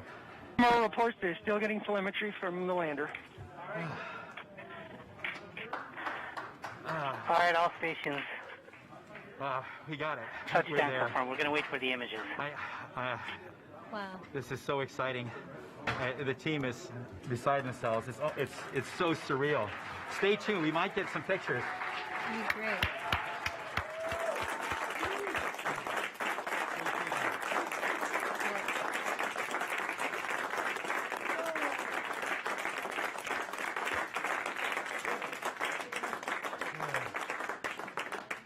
So much has been riding on this. Yeah, we just heard the news that Perseverance is alive on the surface of Mars. It's not Flight, we have seen the completion of EDL 3000. Copy activity. That is as expected.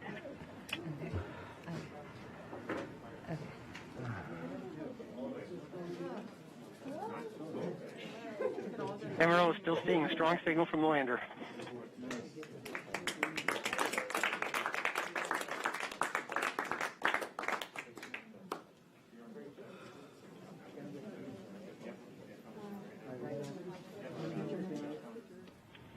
We have just heard the news that Perseverance is alive on the surface of Mars. Congratulations to the mission. And looks like we have some more news in. It looks like we're getting the first image. Here, take a look at the first image. Flight, this is OL3. I have the target point on the map when you are ready. We are ready, OL3. Go for it.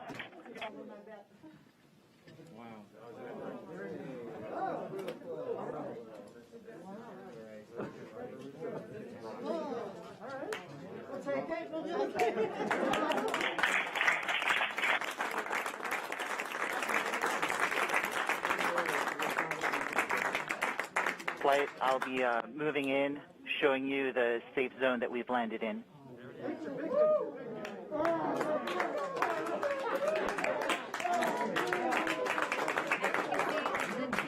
Just put the first image from Perseverance on the surface of Mars. Now, it comes from the engineering cameras, known as the hazard camera.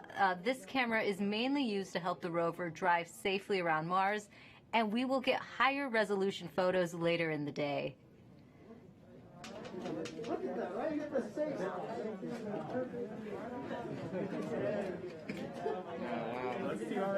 Nice. This is amazing. Here's Andrew.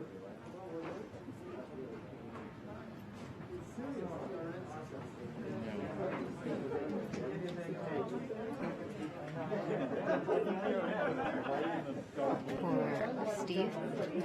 Stand by for Steve.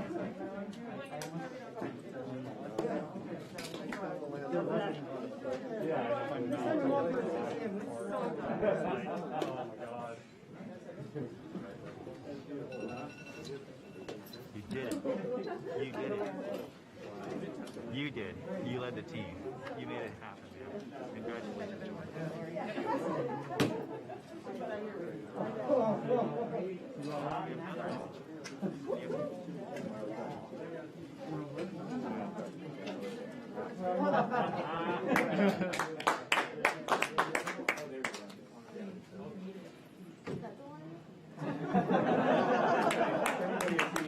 We just got our second image in. Our second image is in. Okay, these we have a camera in the front and rear of the spacecraft. They're near the ground, so these are pretty close. So you can see the wheels there, and they're a little dirty because we've got glass covers over these cameras. But we took these seconds after landing, so there's still dust in the air from our landing event. So this is happening. This happened just seconds ago. Just arrived, and this is really amazing. And we even know where we landed. This is the most amazing thing. The vehicle has told us where it's landed because it figured it out. This is a sign. NASA works. NASA works. And when we put our arms together and our hands together and our brains together, we can succeed. This is what NASA does. This is what we can do as a country on all of the problems we have. We need to work together to do these kinds of things and make success happen.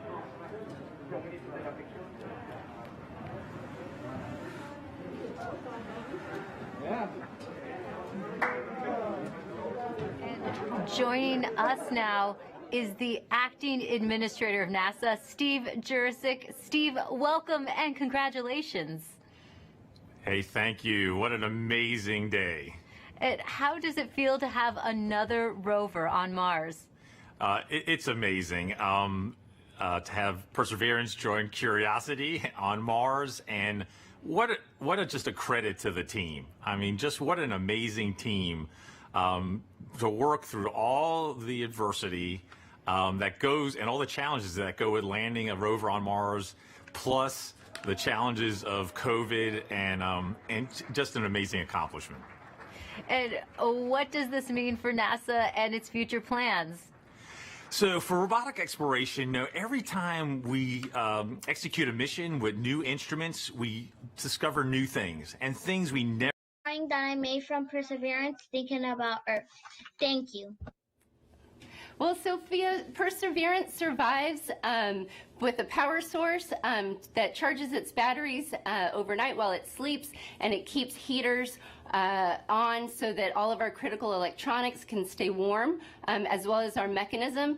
But it's really survived by the team that performs the health and safety assessments every day and communicates with the rover and makes sure that she's doing okay.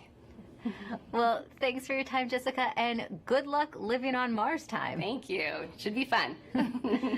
Let's head back to Marina as she gives us a sneak peek into the future at JPL. Thanks so much, Raquel. It's definitely bustling behind me. It's not quiet like it was just 20 minutes ago. And congrats to the whole team. What an amazing accomplishment. Mike Watkins is the director of NASA's Jet Propulsion Laboratory. He was the mission manager during the Curiosity rover landing on Mars. Welcome, Mike. Oh, thanks. Glad to be here. You can see all my mask markings on. Well, you were just celebrating, and rightly so. Now, you've been around for a number of Mars landings. What makes this one special? Well, two things. I mean, it's the biggest and best rover we've ever sent to Mars, and it can really, do amazing things in terms of, its own scientific exploration of this habitable environment, at Jezero. But, it's also, as you've heard today, it's the first step in Mars sample return. So really, it's not only doing its own mission, it's setting us up for a series of missions and to bring those samples back. And, a lot of the effort to develop the rover was specifically designed, for that sampling and caching system. It's one of the most complex robotic systems ever made. And, having it down safely means Mars sample return continues right on course, and we are moving forward. Wonderful. Now, JPL has a long history with robotic space exploration. Why do you think it's so important to continue to push those boundaries?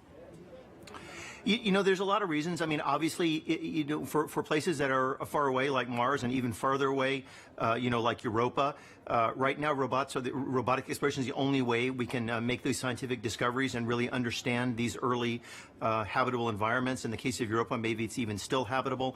And, we're not ready to go there with astronauts yet, but the robots are ready to go there. And so we always, are forerunners and pathfinders of human exploration. And we start by sending, our eyes and arms there in the form of a robot. And it is just fantastic to be able to do that and to learn from each rover, learn from the science and the engineering, and make the next one better and make more and more discoveries. And every time we do one of these missions, we make fabulous discoveries. And each one is more exciting than the last. The future does look exciting. Now, as director of JPL, what would you like to say to those teams right now celebrating? Oh, obviously they have earned it. Let me tell you. I mean, they have worked, for years and years on this mission. And then in the past year, of course, we had the COVID experience. And I want to thank not only the team, but also, all of JPL. A lot of folks had to pitch in here, in terms of making sure our remote telework, our IT systems were good enough to support folks working from home. All of the folks looking at PPE and our safe distancing and reconfiguring facilities to make them safe for the employees. It's just an incredible amount of work by the entire lab, and of course especially by this team. And and in one sense, the 7 minutes of terror are very exciting. But on the other hand, the mission's just started, right? We built the mission, not to land, but actually to drive and get the samples and do other technology, demonstrations. And so, for much of the team, this part of the mission's over, but for most of the team, the mission's really just starting. And so, I think they're very excited, but, everybody, I think, can take a deep breath and a sigh of relief now that we are safely down on the surface. Yes, that collective sigh of relief, and I hear a lot of excitement and celebration behind me as well. So thanks so much for joining me, Mike. It's my pleasure, and thanks to everyone for joining us, too. Congrats again to the Mars 2020 Perseverance team for a successful landing. Back to you, Raquel.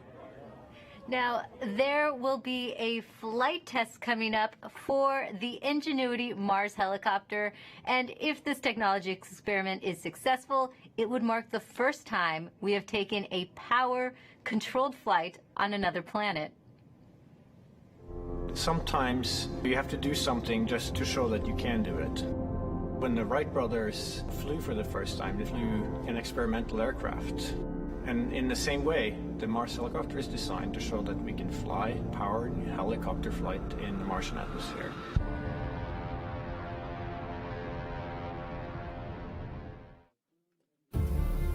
From day one, this was the unwavering dream of our team, to get our helicopter launched to Mars so that we can get that opportunity to do that very first rotorcraft flight test in the actual environment of Mars.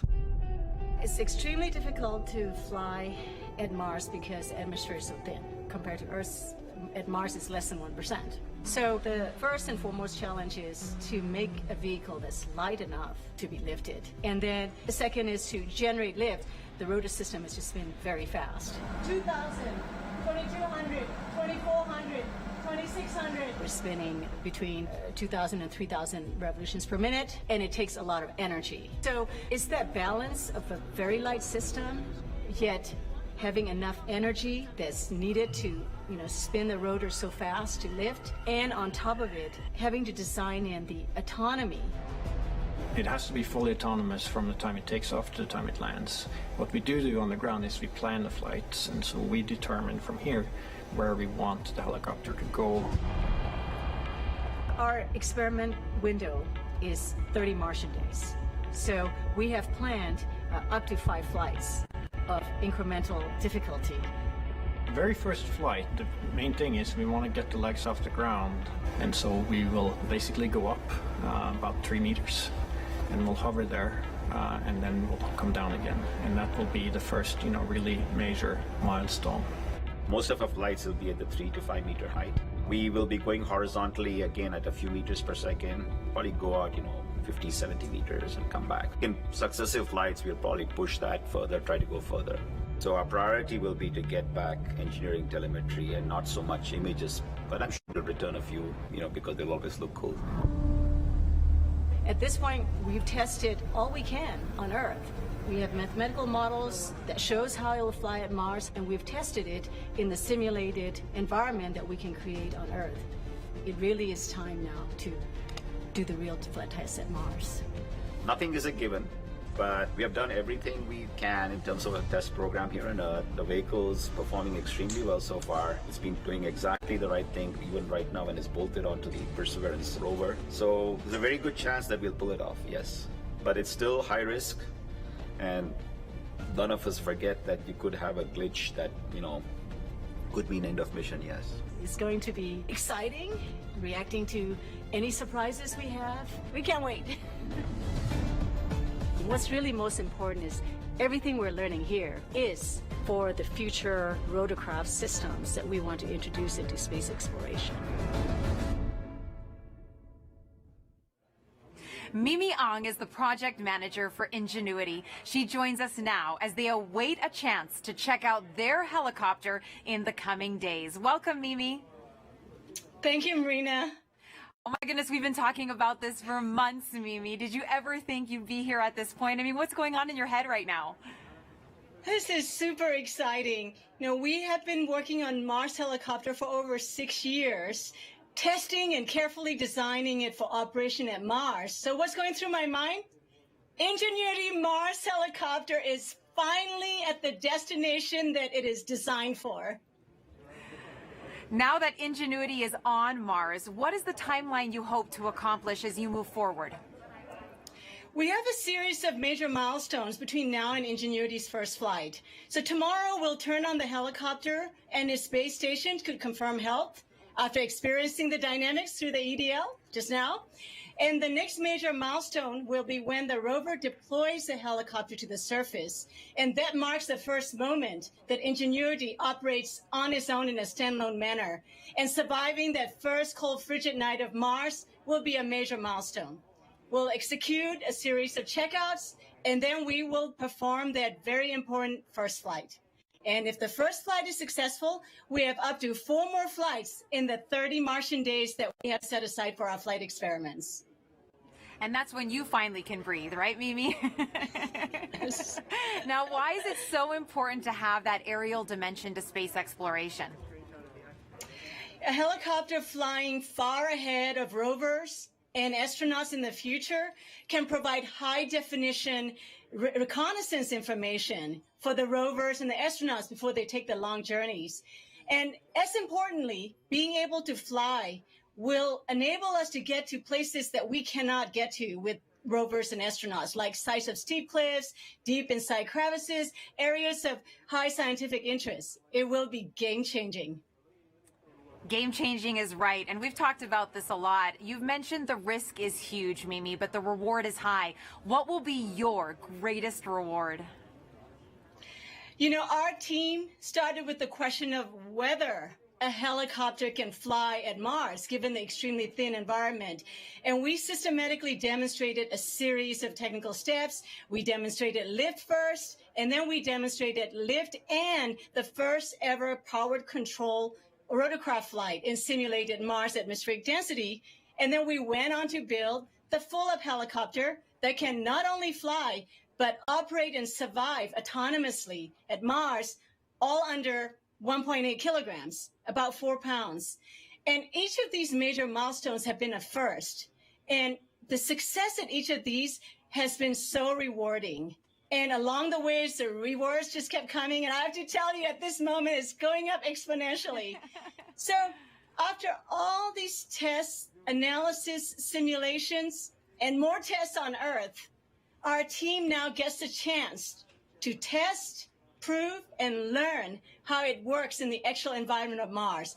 Our team can't ask for a bigger reward than that. Oh, Mimi, I'm so happy for you and your team. And now we're going to take a question from social media on Instagram for you. At Not Vibhuti asks, is the helicopter going to be doing science? Well, the helicopter Ingenuity is a technology demonstration, and we are demonstrating the ability to fly and learning how to fly for the very, very first time. And so this is a technology demonstration and a pathfinder for future larger rotorcraft, future missions that will carry much larger instruments. So on this mission, we're not doing any science. We're concentrating on engineering data. How did the vehicle perform? And as you saw Bob Belram in the video before, we will be taking a few first ever color pictures from the flying aerial vantage point, but they'll be icing on the cake. For this one, this is all about engineering data and how do we fly compared to all our tests we have done on Earth. Mimi, so much for your team and the future generations of scientists and engineers to look forward to. Thank you. Thank you so much for joining us, Mimi, and good luck to your team with that first test flight. Thank you so much. Now, we look forward to the Perseverance rover and Ingenuity helicopter beginning their journeys on Mars as their adventures are just about to start. Go Perseverance and go Ingenuity. Back to you, Raquel. Thanks, Marina. Landing on Mars is never easy, but this team has persevered, and NASA's 5th rover is on the red planet. You can still hear them buzzing in the back right now. And to get the latest updates on Perseverance as it explores Mars, follow at NASA Persevere on Facebook and Twitter. I'd like to thank everyone watching for joining us today. And to the students and teachers tuning in, We hope you learned a lot from today's landing, and thank you for all your questions. We have a news briefing coming up at 2:30 p.m. Pacific Time. That briefing will wrap up the day and include reactions from Perseverance team members. We'll leave you now with some of the landing celebration photos you've shared with us, set to Youngblood's cover of David Bowie's Life on Mars. I'm Raquel Villanueva. Thanks for watching. It's a god-awful small affair. See the girl with the mousy hair.